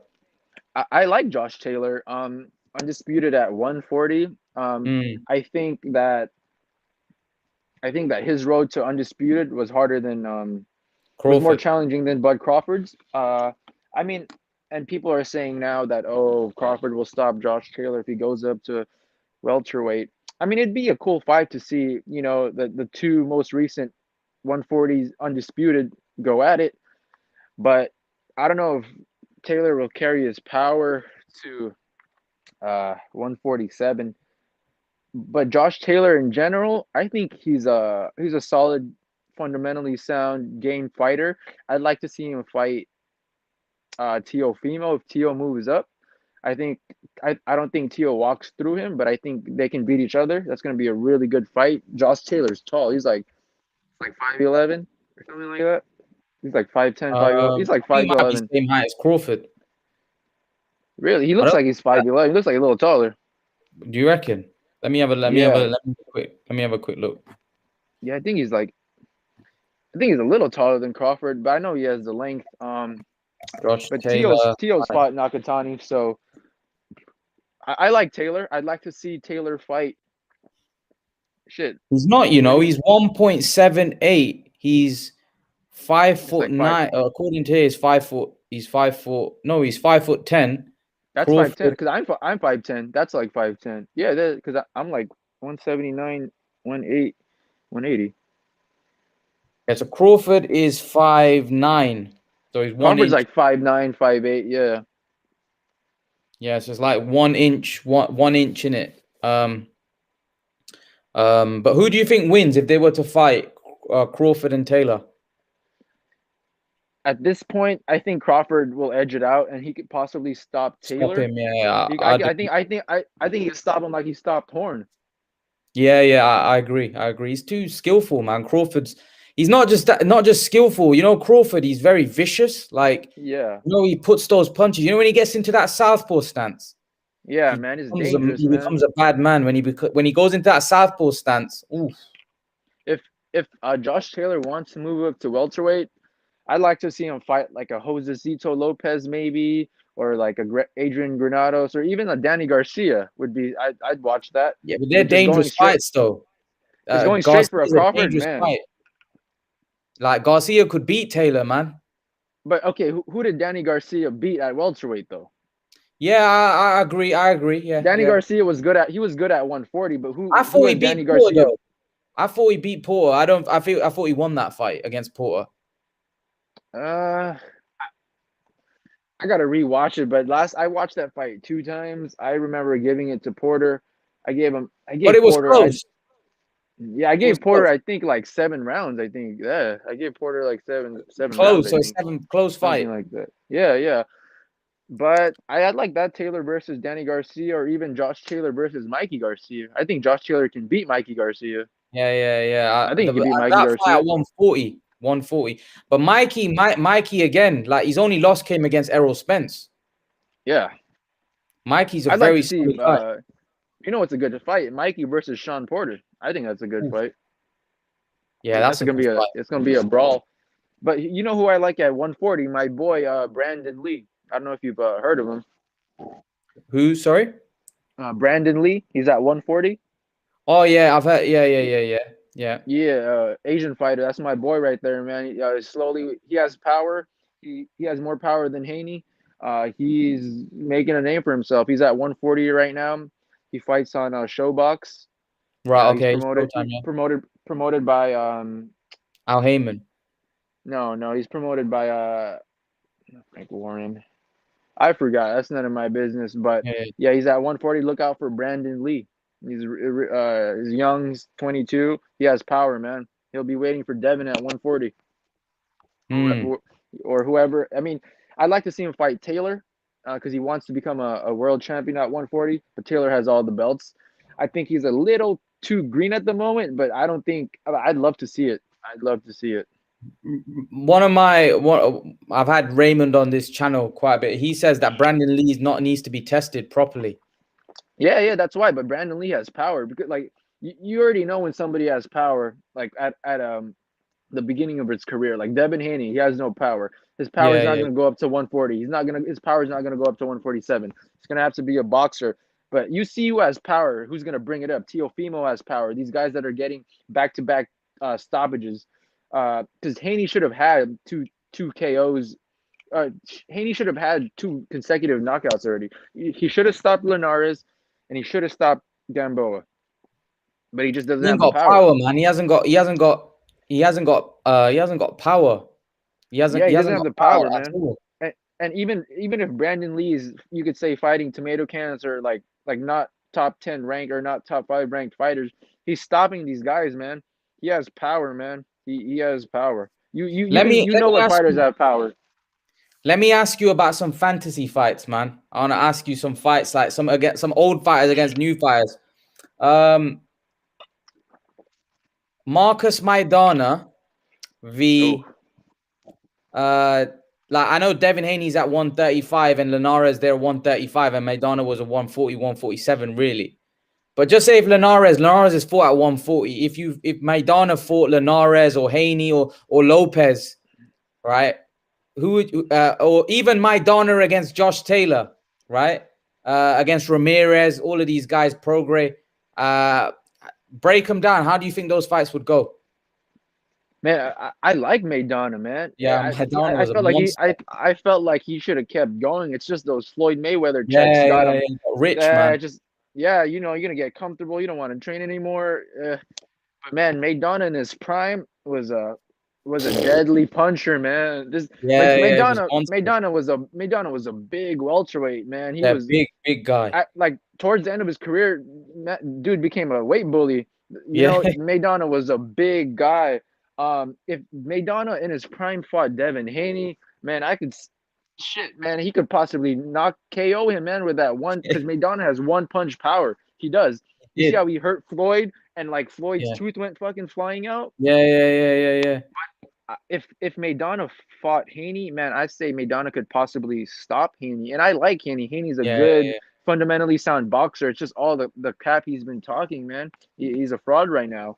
And Maidana would hurt Haney. I'd possibly say he would do what he did to Adrian Broner to Haney. He'd scar him for life. Like, you know, he'd be a shell of himself. Maidana in his prime, man, was big. It was a big puncher. He would just smother you, man.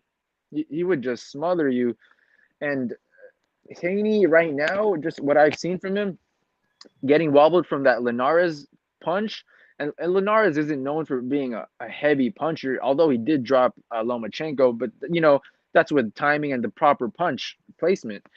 I think Maidana would beat Haney, man. I don't think Haney has the power to keep Maidana off him. I could see Maidana just smothering him for like 12 rounds, and Haney would just get clipped, man, wobbled. I mean, but see, we haven't seen Haney like in his prime yet. That's the thing. You can't really base anything off that. I've only seen Haney. But Manny Pacquiao at age 22, Floyd Mayweather at age 22. These guys were getting stoppages, man.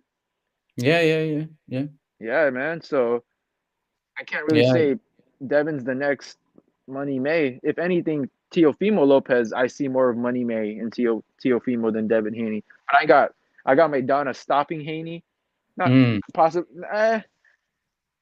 winning a unanimous decision or possibly TKOing him, man. I agree. Who was the other fighter you mentioned? Lopez. Teofimo. Lopez. I said Taylor. And Linares. Linares versus Maidana. Man, I think Linares might be a little too small, but I'd see that at 140. Man, I'd give the edge to Maidana. Yeah. But I don't think he would stop Linares. Don't you? I think he would, you know. Linares has a chin. I don't know, because Linares got stopped 5 times. I don't know. I think Maidana, because Linares got. I think that style of Maidana would be horrible for Linares.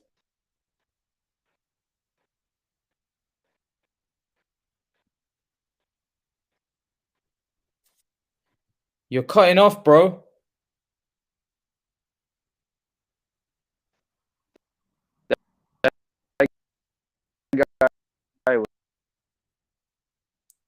You're cutting off, bro. You're cutting off. One sec.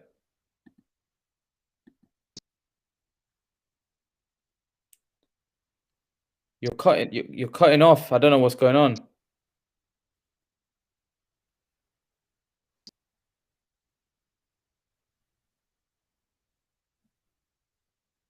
You're cutting off at the minute. I think your stream. Yeah, I don't know what's gone on with Gamo's stream. It's cutting off. But yeah, anyone else wants to come on, carry on this? Linares was stopped by Salgado. A serious question: is the Manny guy all right? Does anyone know if he was dropping the phone, shouting too loud? I don't know. I don't know what happened to him. He disappeared. His stream went bad. His stream went. Maidana ices him. Yeah, I agree. I think Maidana would knock out Linares. I don't think Linares had the chin to drop the link. I've dropped the link on it. Let me drop it again for you guys. Command V. There we go. There we go. Yeah, so yeah, I just think Maidana was too much. I think Manny's attacking through Wi-Fi, power of social media, bro. Manny's got him. It's Manny Imran final troops. What did Selma make of the Mayweather fight? I don't know. I haven't got his opinion yet. He didn't watch it. Gamo's back. Yeah, what happened there, what up, bro? guys? Yeah, it just cut off, man. Service or something. It just cut off, man. So what were we talking about? Yeah, we were talking about Maidana and Linares. Yeah, man. I just don't think Linares has a chin for Maidana, man. That dude was a big puncher, man. I think it would possibly stop him. Linares is a solid game, former multi-time 135 champion, but dude, Maidana, I think would stop him, man, just with his size. Where would that even take place? 140? Yeah, 140. Maidana can't make 135. Yeah, Maidana. I could not see Maidana at lightweight, man. I could not picture him at lightweight, bro, at all. Yeah. Maidana was too strong. Like him against Lopez at 140. Teofimo?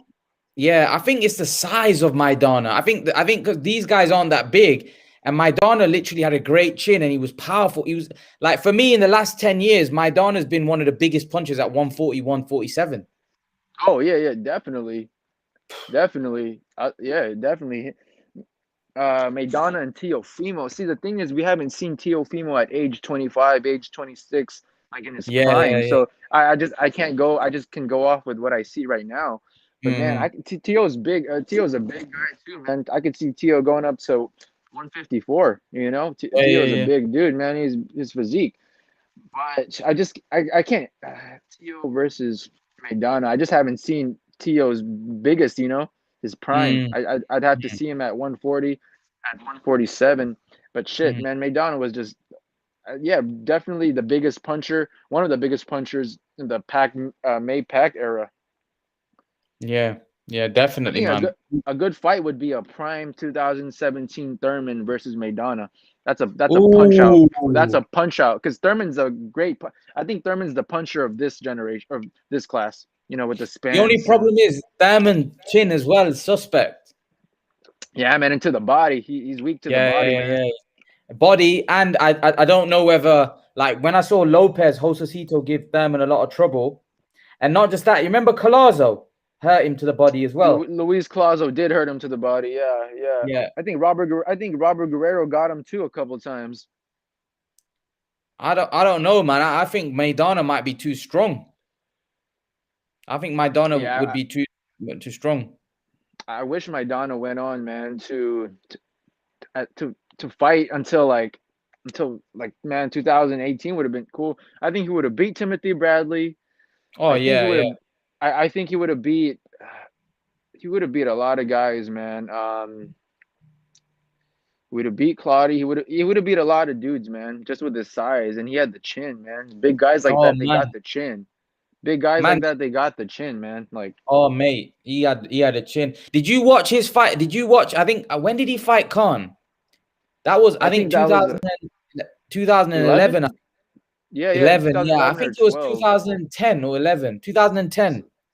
Somewhere like that, because I think when Khan was a champion at 140, right?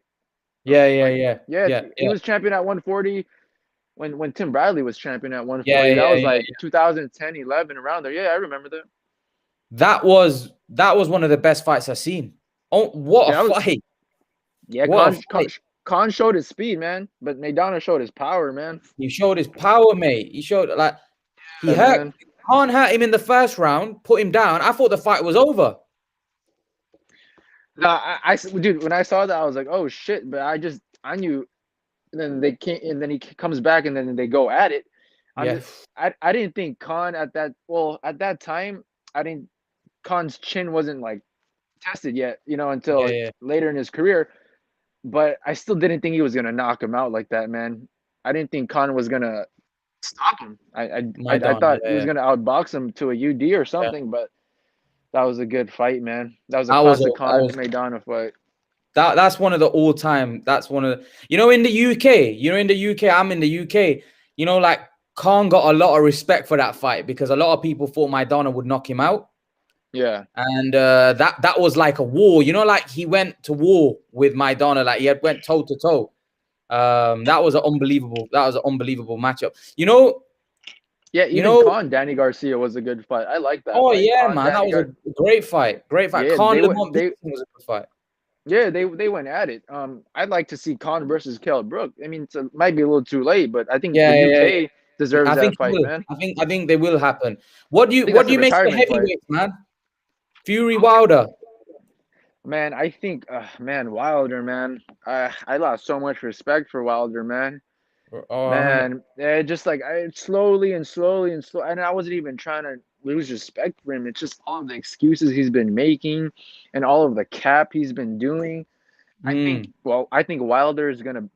I think Fury's gonna beat his ass again, man. The third fight. I think man, Wilder can't really fight on the back foot, man. And Wilder can't really box and throw multiple punch combinations. He just 1-2 right hand. I think Fury is just gonna come forward again and box him, put weight on all of his punches, and just walk him down, man.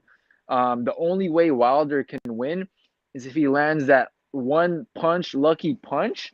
But man, it's just like, I know he dropped him in the first fight, but is it really enough power in that right hand to knock out Fury cold? Or is it just enough to drop him and Fury will come back up?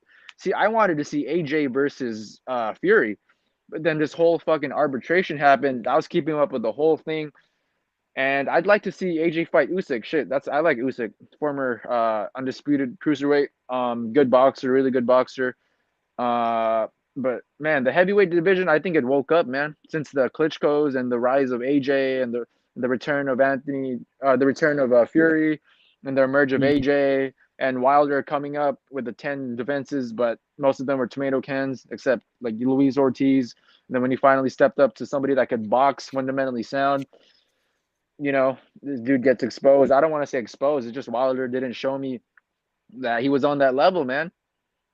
And then all of these excuses, man, the glove gate, that whole thing, and then the egg-shaped form, and then the spiked water with Mark Breland, all of that shit, man, just I lost respect, man. Like Muhammad Ali never did any of this shit, man. Making excuses, none of that, man. He just took it like a man, and he went back to the drawing board, and he came back, man. Wilder was just doing too many excuses, pushing narratives, race baiting, man. I don't like that stuff, man.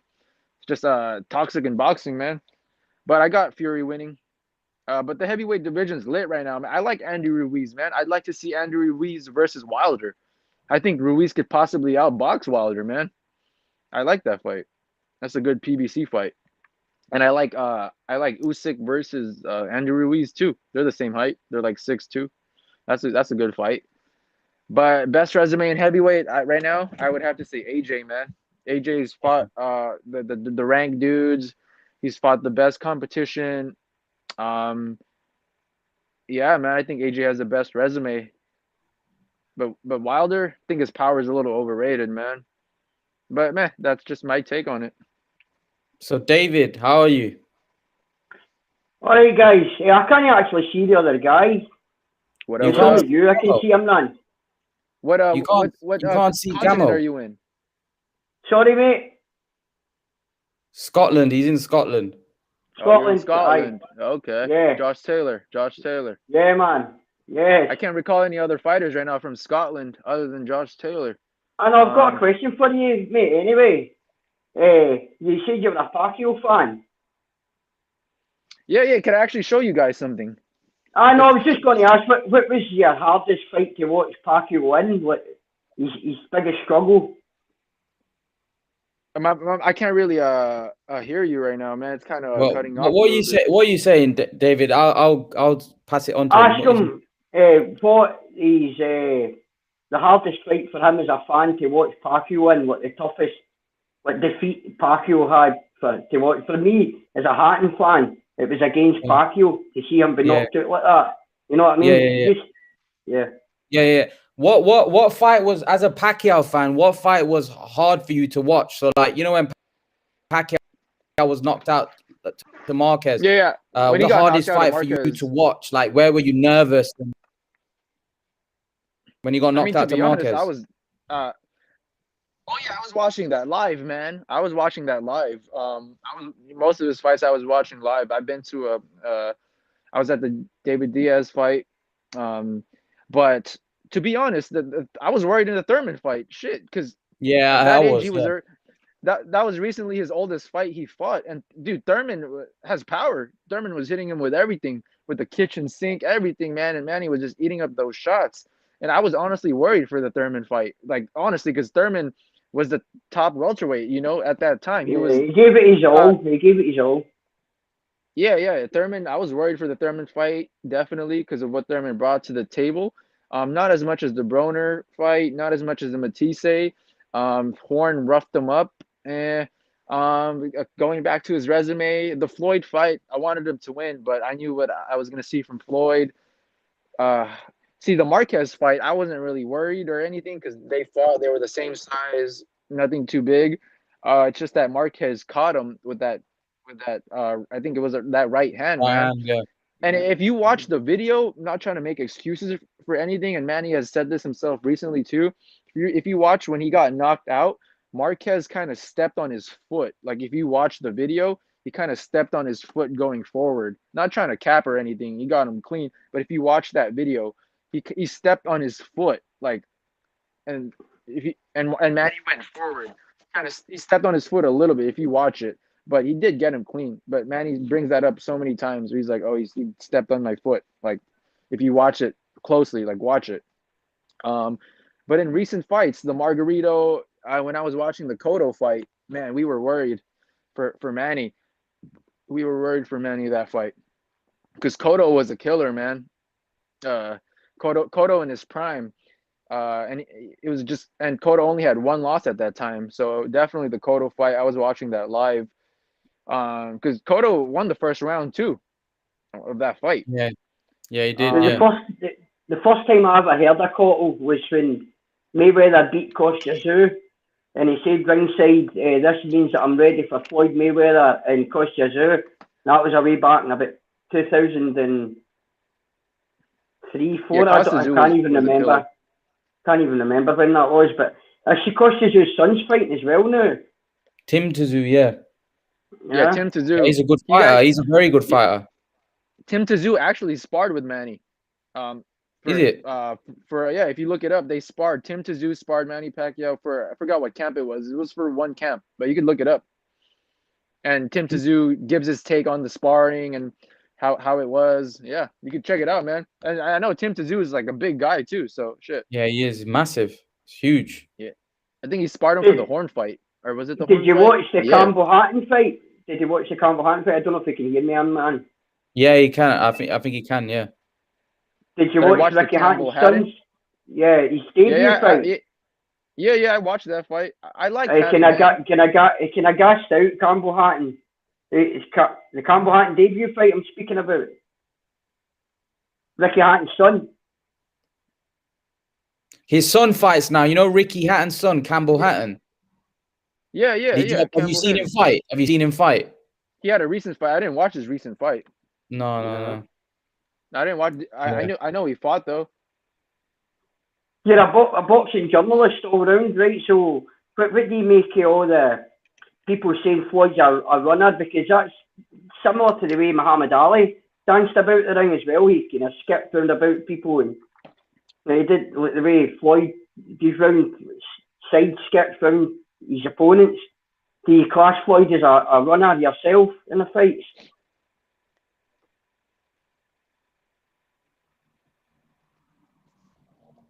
Do you think Floyd's a runner? Do you think he's asking you, do you think Floyd's a runner and like he runs around and like basically like Muhammad Ali used to skip around the ring, but Floyd gets tarnished for being a runner and a guy that runs around the ring? And how do you see that? Yeah. Well, running technically is Floyd fighting on his back foot, trying to make you miss, keep you at bay, and then when you would be in range, he would make you pay a counter. But if Floyd coming forward, he's gonna get touched up more, and Floyd's thing is hit and not get hit, which I despise sometimes because it's boxing, man. Just later in Floyd's career, he had to fight on his back foot, to fight safer, to not get hit, and just to counter, box to UD, keep you at bay. It was not entertaining. It was not entertaining, man. Because all his early fights. Floyd was a runner and a hugger, man, to an extent. And I think Devin Haney's and Gervonta have fucking took some of those with them, man. And right now it's the Floyd Mayweather ripple effect in boxing. That's why all these fighters don't want to fight and keep their It's the Floyd Mayweather ripple effect in boxing, man. So yeah, Floyd did milk boxing and made the most money, man. But look at the ripple effect of what it's doing, man, to these fighters, to the sport. Yeah, man, he was a runner, man, for sure. In certain fights, end of his career, he could have engaged more, man. He definitely could have engaged more. Fought in the pocket, came forward. I mean, yeah, when he was Pretty Boy, we've seen him come forward and walk guys down. But I would have liked to see that later in his career, man. But don't you think that's why Pacquiao got knocked out though? Because Pacquiao was more aggressive. So as you fight bigger guys, although he didn't really get knocked out. Who's he been knocked out that bigger? Marquez wasn't a bigger guy. See the first two knockouts in Manny's career, since he didn't really have he didn't really have a big amateur background. Manny was still developing, so technically those are like amateur fights. You could consider like when he got knocked out those first two times in his career. I mean, I know it was a pro fight, but technically, man, like I'd consider that like an amateur fight, man, because like Manny turned pro at an early age. So yeah, he got knocked out by Marquez, a much smaller guy, but he ran into that punch, man. If you watch the video, Marquez kind of stepped on his foot a little. Like if you watch it, man, and you look. Yeah, so Pacquiao, for me, Pacquiao early on in his career was fairly unknown. It's when he started jumping up the weight classes is where people got to know, because that's where the high profile fighters were at, right? Yeah, but he made his name in the lower weight classes because of his style too. The aggressive, all out, fucking multiple fist barrage, just Super Saiyan style, just going at you. Not like because people would Jim Lampley even like how he was impressed by Pacquiao because these regular fighters they would just box. This guy was just throwing everything he had coming at you non-stop, relentless. They never seen anything like it. It was like a hurricane from Asia. And then, yeah, definitely made his name in the bigger weight classes. But, man, he was known in the lower weight classes for that relentless style, man, that fucking crazy output. Shit was crazy. David, what do you want for Josh Taylor next? Who do you want to see Josh Taylor fight next? I think he's got a couple of mandates.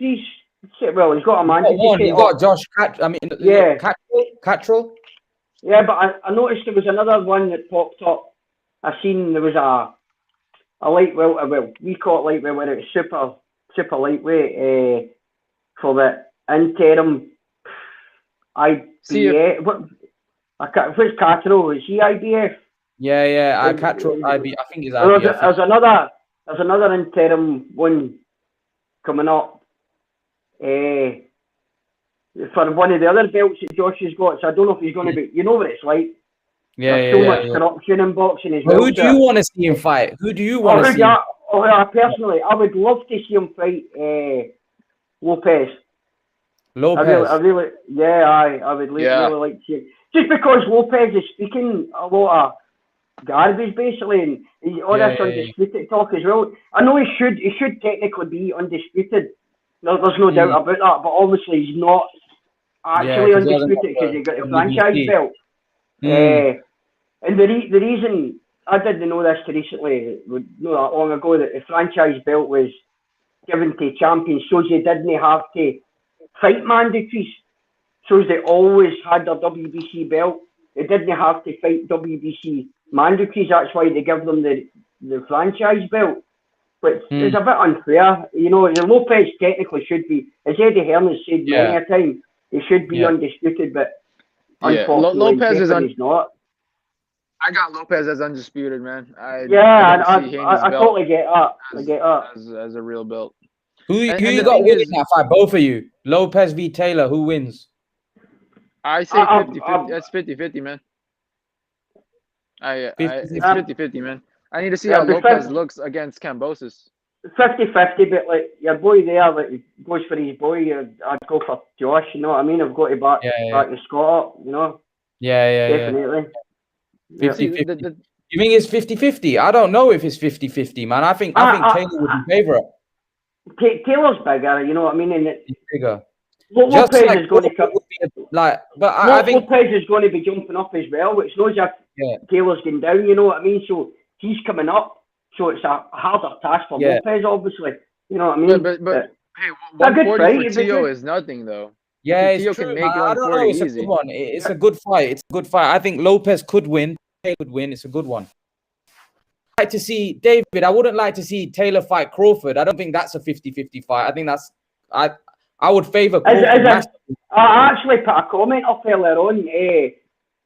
I don't think Taylor's only had 18 fights. You know what I mean? He's undisputed. As we said earlier on, I don't know if it was an earlier live or in a chat, a boxing chat, but he's the test isn't so high as some of the other divisions.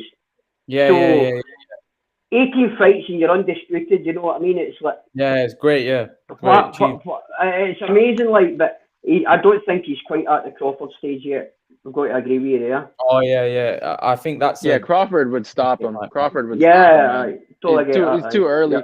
And the thing is, right now with Josh Taylor, like, for example, if Taylor vacates his belts, Gervonta Davis automatically becomes elevated 140 champion because there's another guy as well. Because he's fighting Mario. He's because Davis is fighting Mario Barrios for the it's a 140 regular belt, so something like that. So that's why Floyd strategized this. So if Taylor vacates, Tank automatically becomes elevated 140 champ. You know what I mean? So that's some bullshit. David, Josh Taylor, why is he not a bigger star? Like you in Scotland, why is he not a bigger star than what he is at the minute? Nobody's talking about him. He's undisputed champion. He's done something that no British fighter has been able to do. Nobody's talking about him. He's not been on the news. Floyd Mayweather was on BBC yesterday for fighting a YouTuber, but he didn't. But Josh Taylor didn't get the media. Why?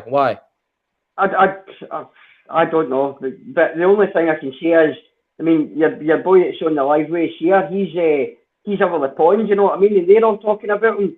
Everybody knows Josh Taylor, but he's not getting the limelight. You know, he's faking out there, and it's that catch, isn't it? It's like, why? I mean, we were talking earlier on about Logan Paul, Floyd Mayweather. Fair enough, it's an exhibition, but it was pay-per-view. You had to pay for that event. Everybody was up all night waiting on the fight coming on. But Josh Taylor wasn't streamed in the UK anywhere at all. It wasn't in any platform in the UK. The Josh Taylor fight. So he was getting a private jet home from America back to Britain, and there probably wasn't even there would have been a lot of fans at the airport, I'd imagine, but there wouldn't have been this big, huge thing that we've got, you know. You know what I'm trying to say, like his face wasn't out there the way it should have been. And I seen, you know, that Gareth A. Davis, the UK boxing Yeah. journalist. I seen a video he'd done, and he said that he hopes. That's what I commented earlier on. He said that he hopes to see it rerun in every platform in the UK. And then I added a wee bit in about it would be nice to see a good documentary made about it as well and put it on national television in the UK and just get him out there, you know what I mean? Because he deserves it. Yeah. It's not just what he's done in Undisputed. I mean, even for the amateurs, and I remember seeing him on the James English podcast, and he was saying that he used to do, was it kickboxing or something like that? Who, and Taylor? His mum. Yeah, he used to do kickboxing when he was a kid, and he went to his mum worked in a leisure centre, and Alex Safa was training in the gym down the stairs, and that was his introduction to boxing. His mum used to take him there every day in the bus, and then when the school holidays and stuff came in, he would get the bus over with his mates and stuff. And I think Alex Safa seen him punching in the bag, and he said, "You've fought before?" And he said, "No, I've not." And he said, "You've definitely fought." And he said, "No, I've done a bit of kickboxing." And he says, "Right, come back here tomorrow." And that's how it started. That was his snowball effect into the boxing. That's how it all kicked off for him. And look where it's got him. I mean, Commonwealth champion, especially when it was held in Scotland as well that year. It's fantastic what the boy's done in his career. And we were talking about Ricky Burns earlier on. What I was trying to say was, I mean, Scotland's only ever 3-weight world champion. And I don't think he got the recognition that he deserved either. I know he was big in the UK, but he wasn't like international. He wasn't like all over the place, you know. No, he wasn't. He wasn't really known like that. Yeah. He didn't have the basically like some of the big names that we got in the UK. He wasn't really known like that. Like Ricky Burns, nobody mentions him. He was a good fighter, 3-weight world champ. I think a lot of it was down to the fact that I think a lot of the names that he was fighting, although they were good fighters, they didn't really have a name. It's the same with Taylor, where he's fought some good fighters, but those guys that he's fighting, they don't have the big they don't have a big profile. So, you know, like when you fight these now in today's boxing, like even Crawford, for example, he hasn't got a name. He's struggling with the same thing.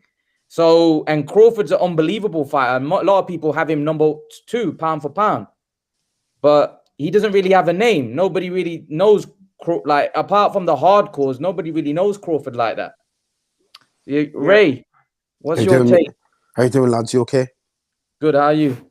Yeah, I can only see you, Imran. That's the only person I can see, but I can hear the other guy talking. You know what I mean?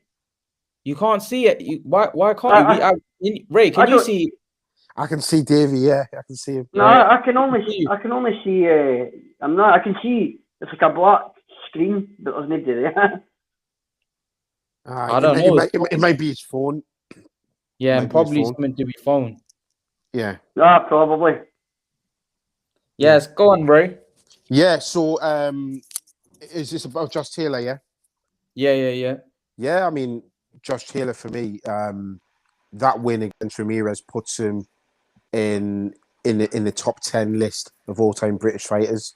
I mean, I've had the chat. I think he was number 9 anyways. You know, I think he ranked number 9 or something. Well, I think the point is, he's now, he would definitely be in there wherever you put him in 9, 8, whatever. Obviously, you've got the great Ken Buchanan, who would be at number 1 in Scotland.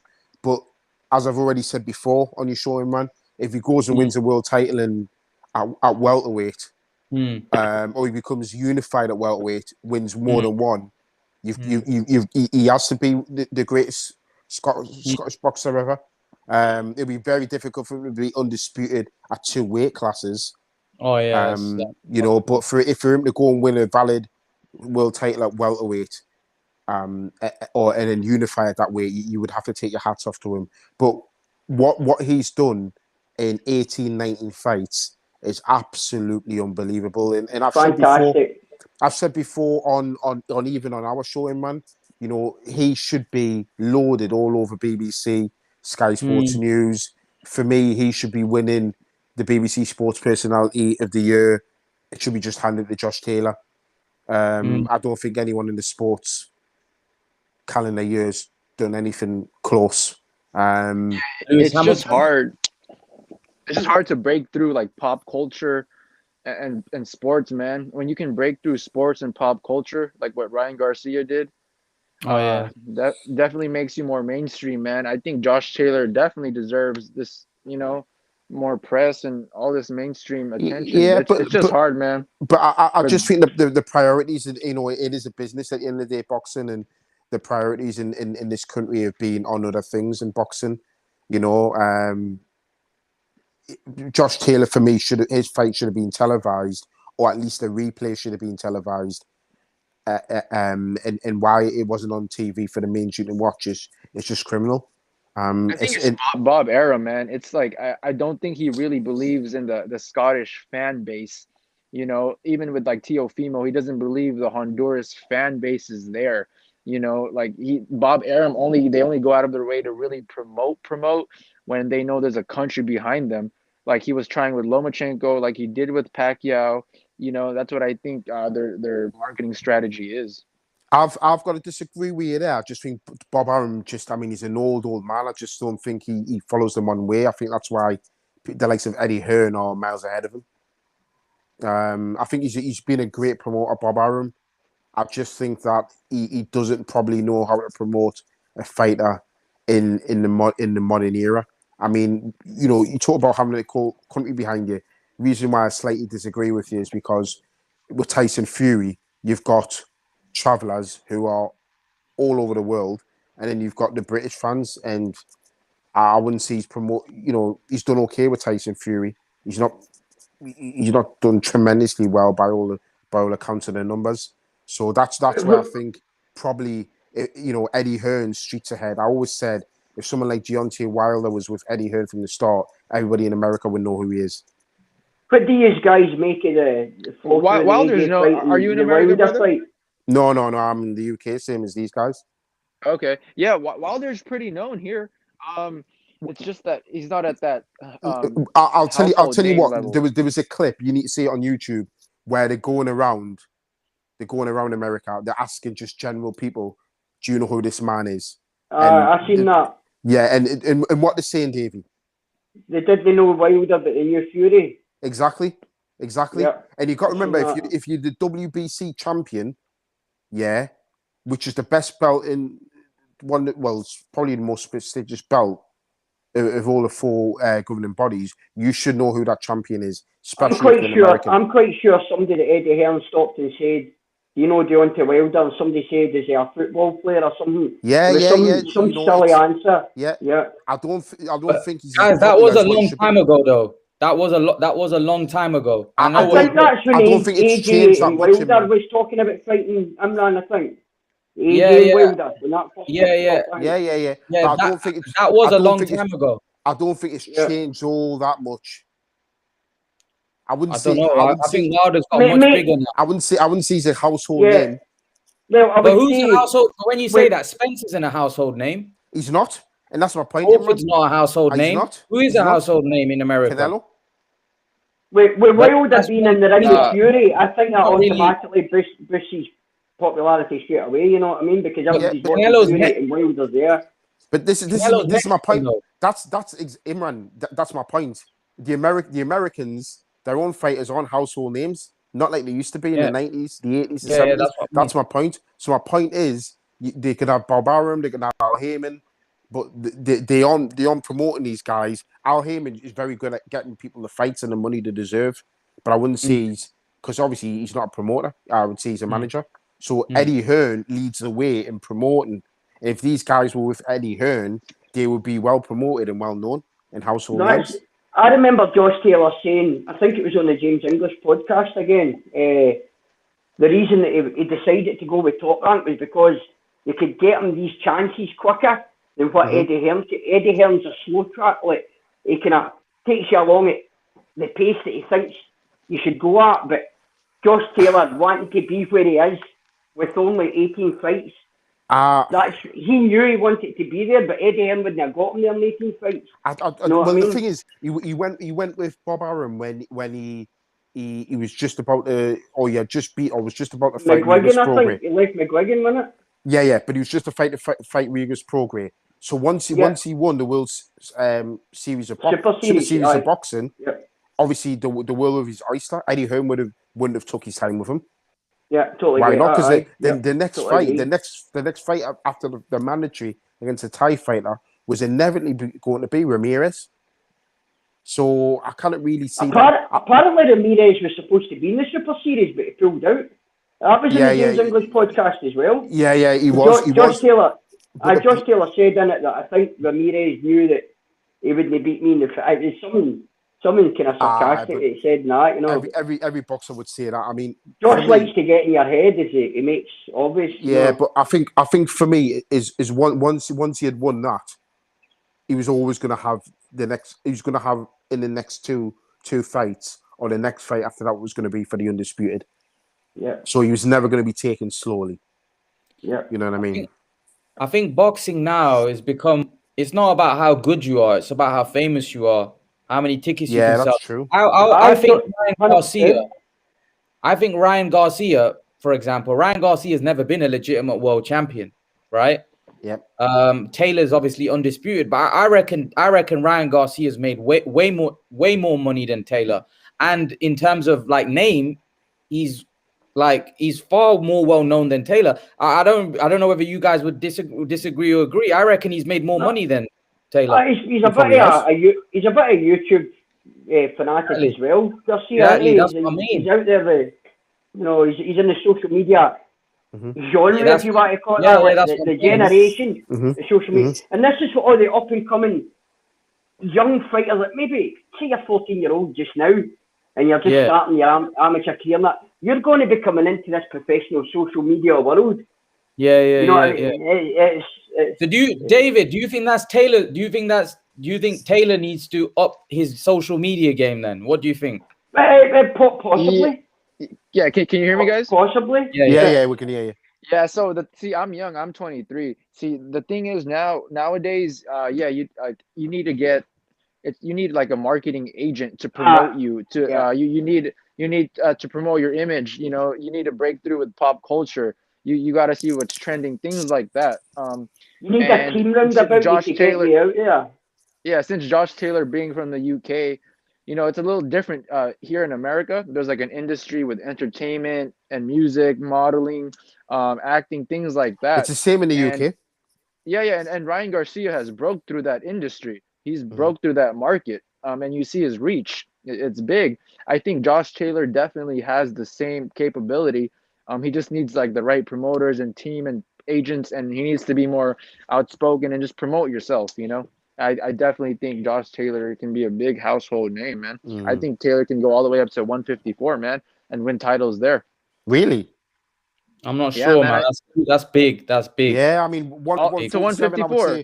I would say imagine him against Jamel Charlo. That'd be a mismatch, man. Look at the size difference. Yeah, I don't think he can do 154. Okay, I can see Taylor bulking up. I can see Taylor bulking up and going to 154 actually. But hey, that's just my take. Speaking about Charlo, Imran, do you believe that Canelo's been ducking Charlo, or what's your take? Well, Jamel or Jamal? I don't know what one it is. I don't like, you know, I'm a Canelo fan. I don't think he. I don't. Why would he be afraid of Charlo? You can't fight Golovkin and then be scared of Charlo, man. Yeah, very you can't. Very true. You can't. Even Kovalev, man, at 175. Yeah. He fought Kovalev and then he fought Jacobs. All of those guys are like Charlo. Don't get me wrong. Charlo's a good fighter. Have you seen the articles on it? Hey? Have you seen the articles online about it? Saying De La Hoya said, didn't he, that he ducked Charlo. It was De La Hoya. Yeah. But Charlo, yeah, man, Charlo's a good fighter. Charlo's a very good fighter, but again, resume poor.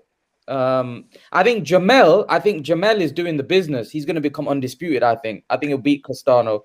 Yeah, man. Castano's a good kid as well, Imran. Yeah, he is. But Jamel's on fire, right? Like, I agree. Yeah. He's how do you see Plant and Canelo fight? gonna?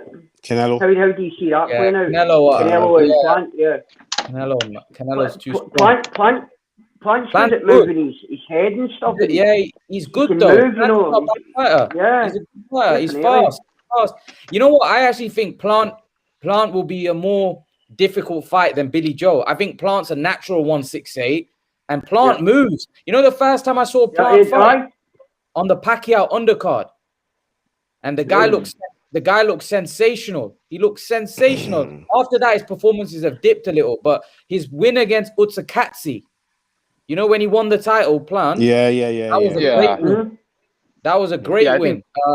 I think Canelo I don't know. stop him, Canelo right now, he's just on a different level, ain't he? A couple of nights ago, I watched it was like I don't know his highlights on like his best fights on YouTube, and he's just constantly moving and dancing. But it would be an interesting fight, like. But yeah, it would. And then remember, Canelo, he's a big 168. He's not Billy. He's not a blown up middleweight. Billy Joe was a middleweight. This is a natural 168 fighter. There's something not right about that fight, mate. I don't know. What do you mean? I mean, why did Ben Davidson jump in? He wasn't even in the camp or anything. He jumped in and whispered something and he wasn't. He was focusing in Josh Taylor's camp. It wasn't anything. There's a video on YouTube. Is it Tibbs? Yeah, Tibbs. Yeah. Aye. He put a video saying there was no reason for Davidson to jump in the ring because he wasn't involved in any of the training camp. Because he was focusing on Josh Taylor at that point. It doesn't matter though, because he wanted him there as a second. As a second, it's a bit like when Fury fought Wilder for the first time. He had Ricky Hatton and he had Freddie Roach in the corner, and they weren't in the camp, so it doesn't make no difference. It's at the end of the day. Do you think he should still have jumped in the ring? At the end of the day, the fighter is the employer, and them two are the employees. Do you know what I mean? Because he hires them. So if you know, your next question is about. Yeah, exactly. He does. He pays the wages. So your next question is about. Does is Ben Davison got a right to jump in? Well, obviously. Yeah.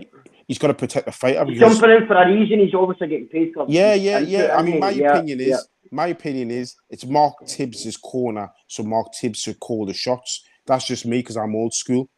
But for some reason, obviously Ben Davison made the call, you know, and Mark Tibbs is getting the stick for it. I think it should be Ben Davison, but it's just the way it is.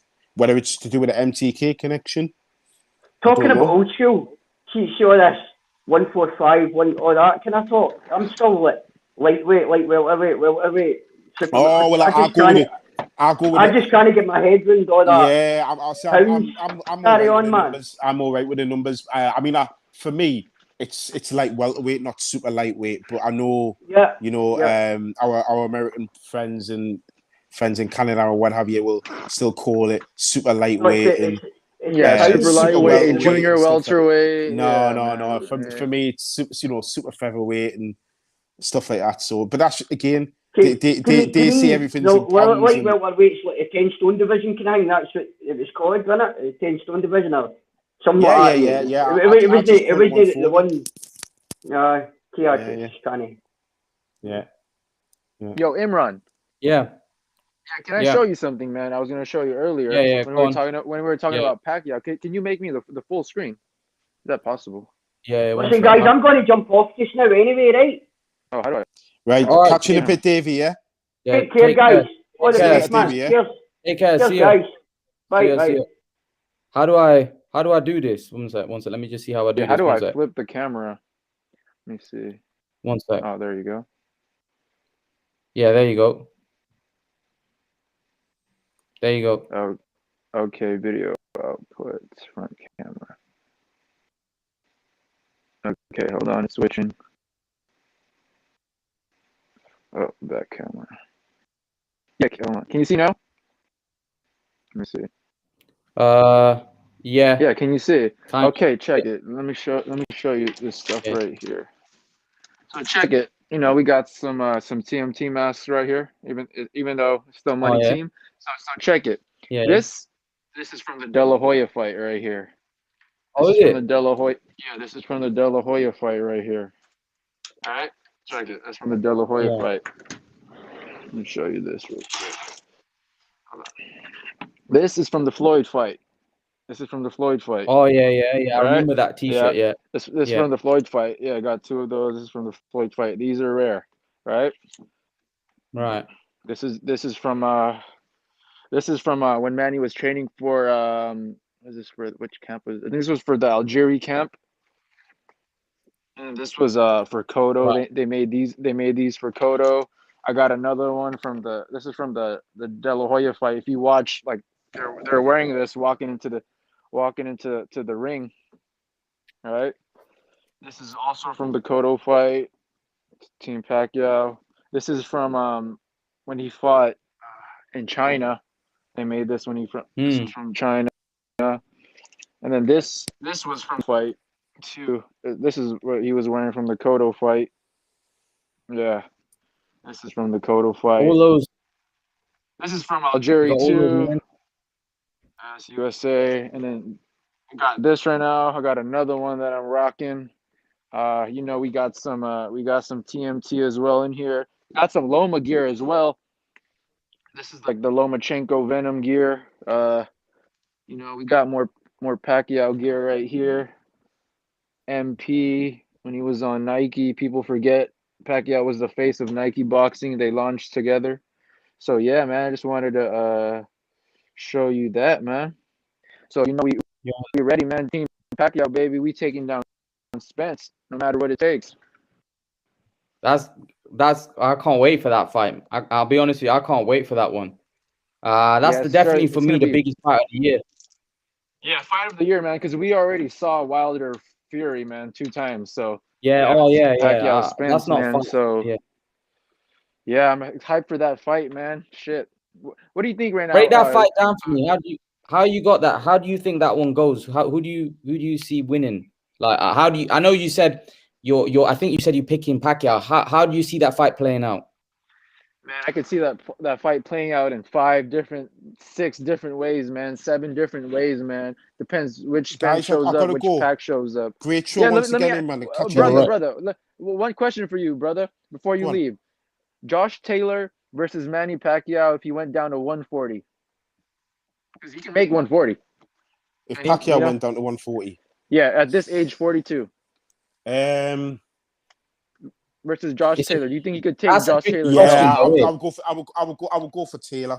I'll go for Taylor because Imran will tell you I don't think Pacquiao's got anything left, and I think Spence is gonna beat him comfortably on when the fight in August. The thing is, Ray, it depends though, because if Pacquiao depends on Pacquiao's performance against Spence. If he beats Spence, then obviously but what he said was right now, and obviously right now. Yeah. So but just say this way, the Pacquiao that beat Thurman. Go on his last performance. The Pacquiao that beat Thurman. I think that Pacquiao would hurt Taylor, man. I would favor that one, yeah. I'd give it 50-50, man. I still don't know because that wasn't the Keith Thurman that wasn't the Keith Thurman that we thought was one-time Keith Thurman. The 2017. That wasn't. Yeah, so even though it was still, I'm not taking anything away from Pacquiao's win. That wasn't the Keith Thurman. That wasn't one-time Keith Thurman. The Keith Thurman of perhaps 2 or 3 years before that, and I think that makes a difference for me. When he fought Thurman, Thurman was 30 years old, and Thurman did have a fight before, and he had a whole training camp. So I understand he did, but that what you can tell in the fight that he wasn't. I mean, he got thrown and that he caught him. Whether you underestimated Pacquiao going into the fight, I don't know. But looking at Thurman's last 5 performances before that, there's a drastic drop in that performance, and it just didn't seem. It was an anomaly, that result. So yeah, even if you might favour Pacquiao, it might be slightly. I would say Manny was 40. Yeah, but I think Josh Taylor is a cleverer fighter than what people give him credit for. I think it's because Josh Taylor's not knocking people out. People are like, oh well, is he that good? But the way he adapts to people in the ring, for me, I think he's class considering he's only had 18 or 19 fights. Yeah. He really you is. Think Taylor's power? You think Taylor's power will go up to welterweight?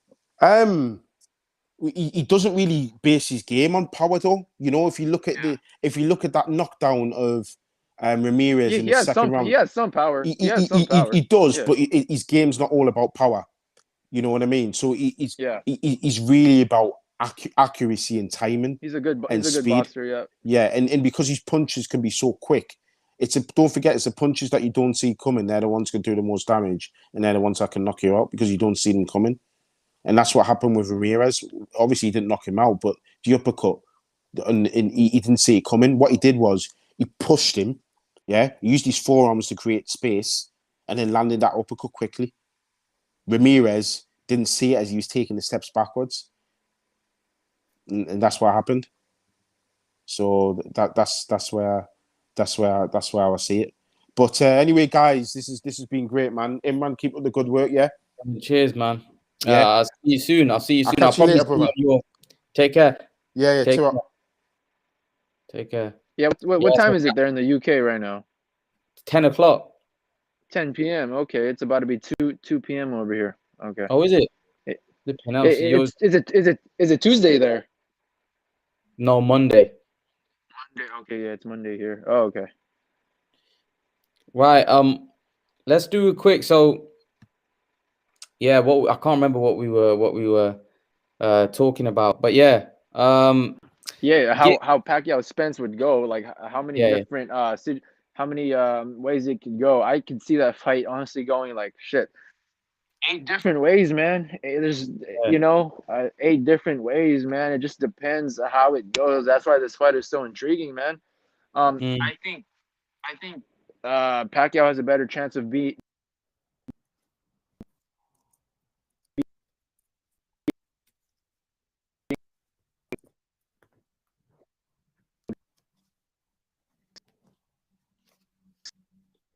You've cut off again, Gamo.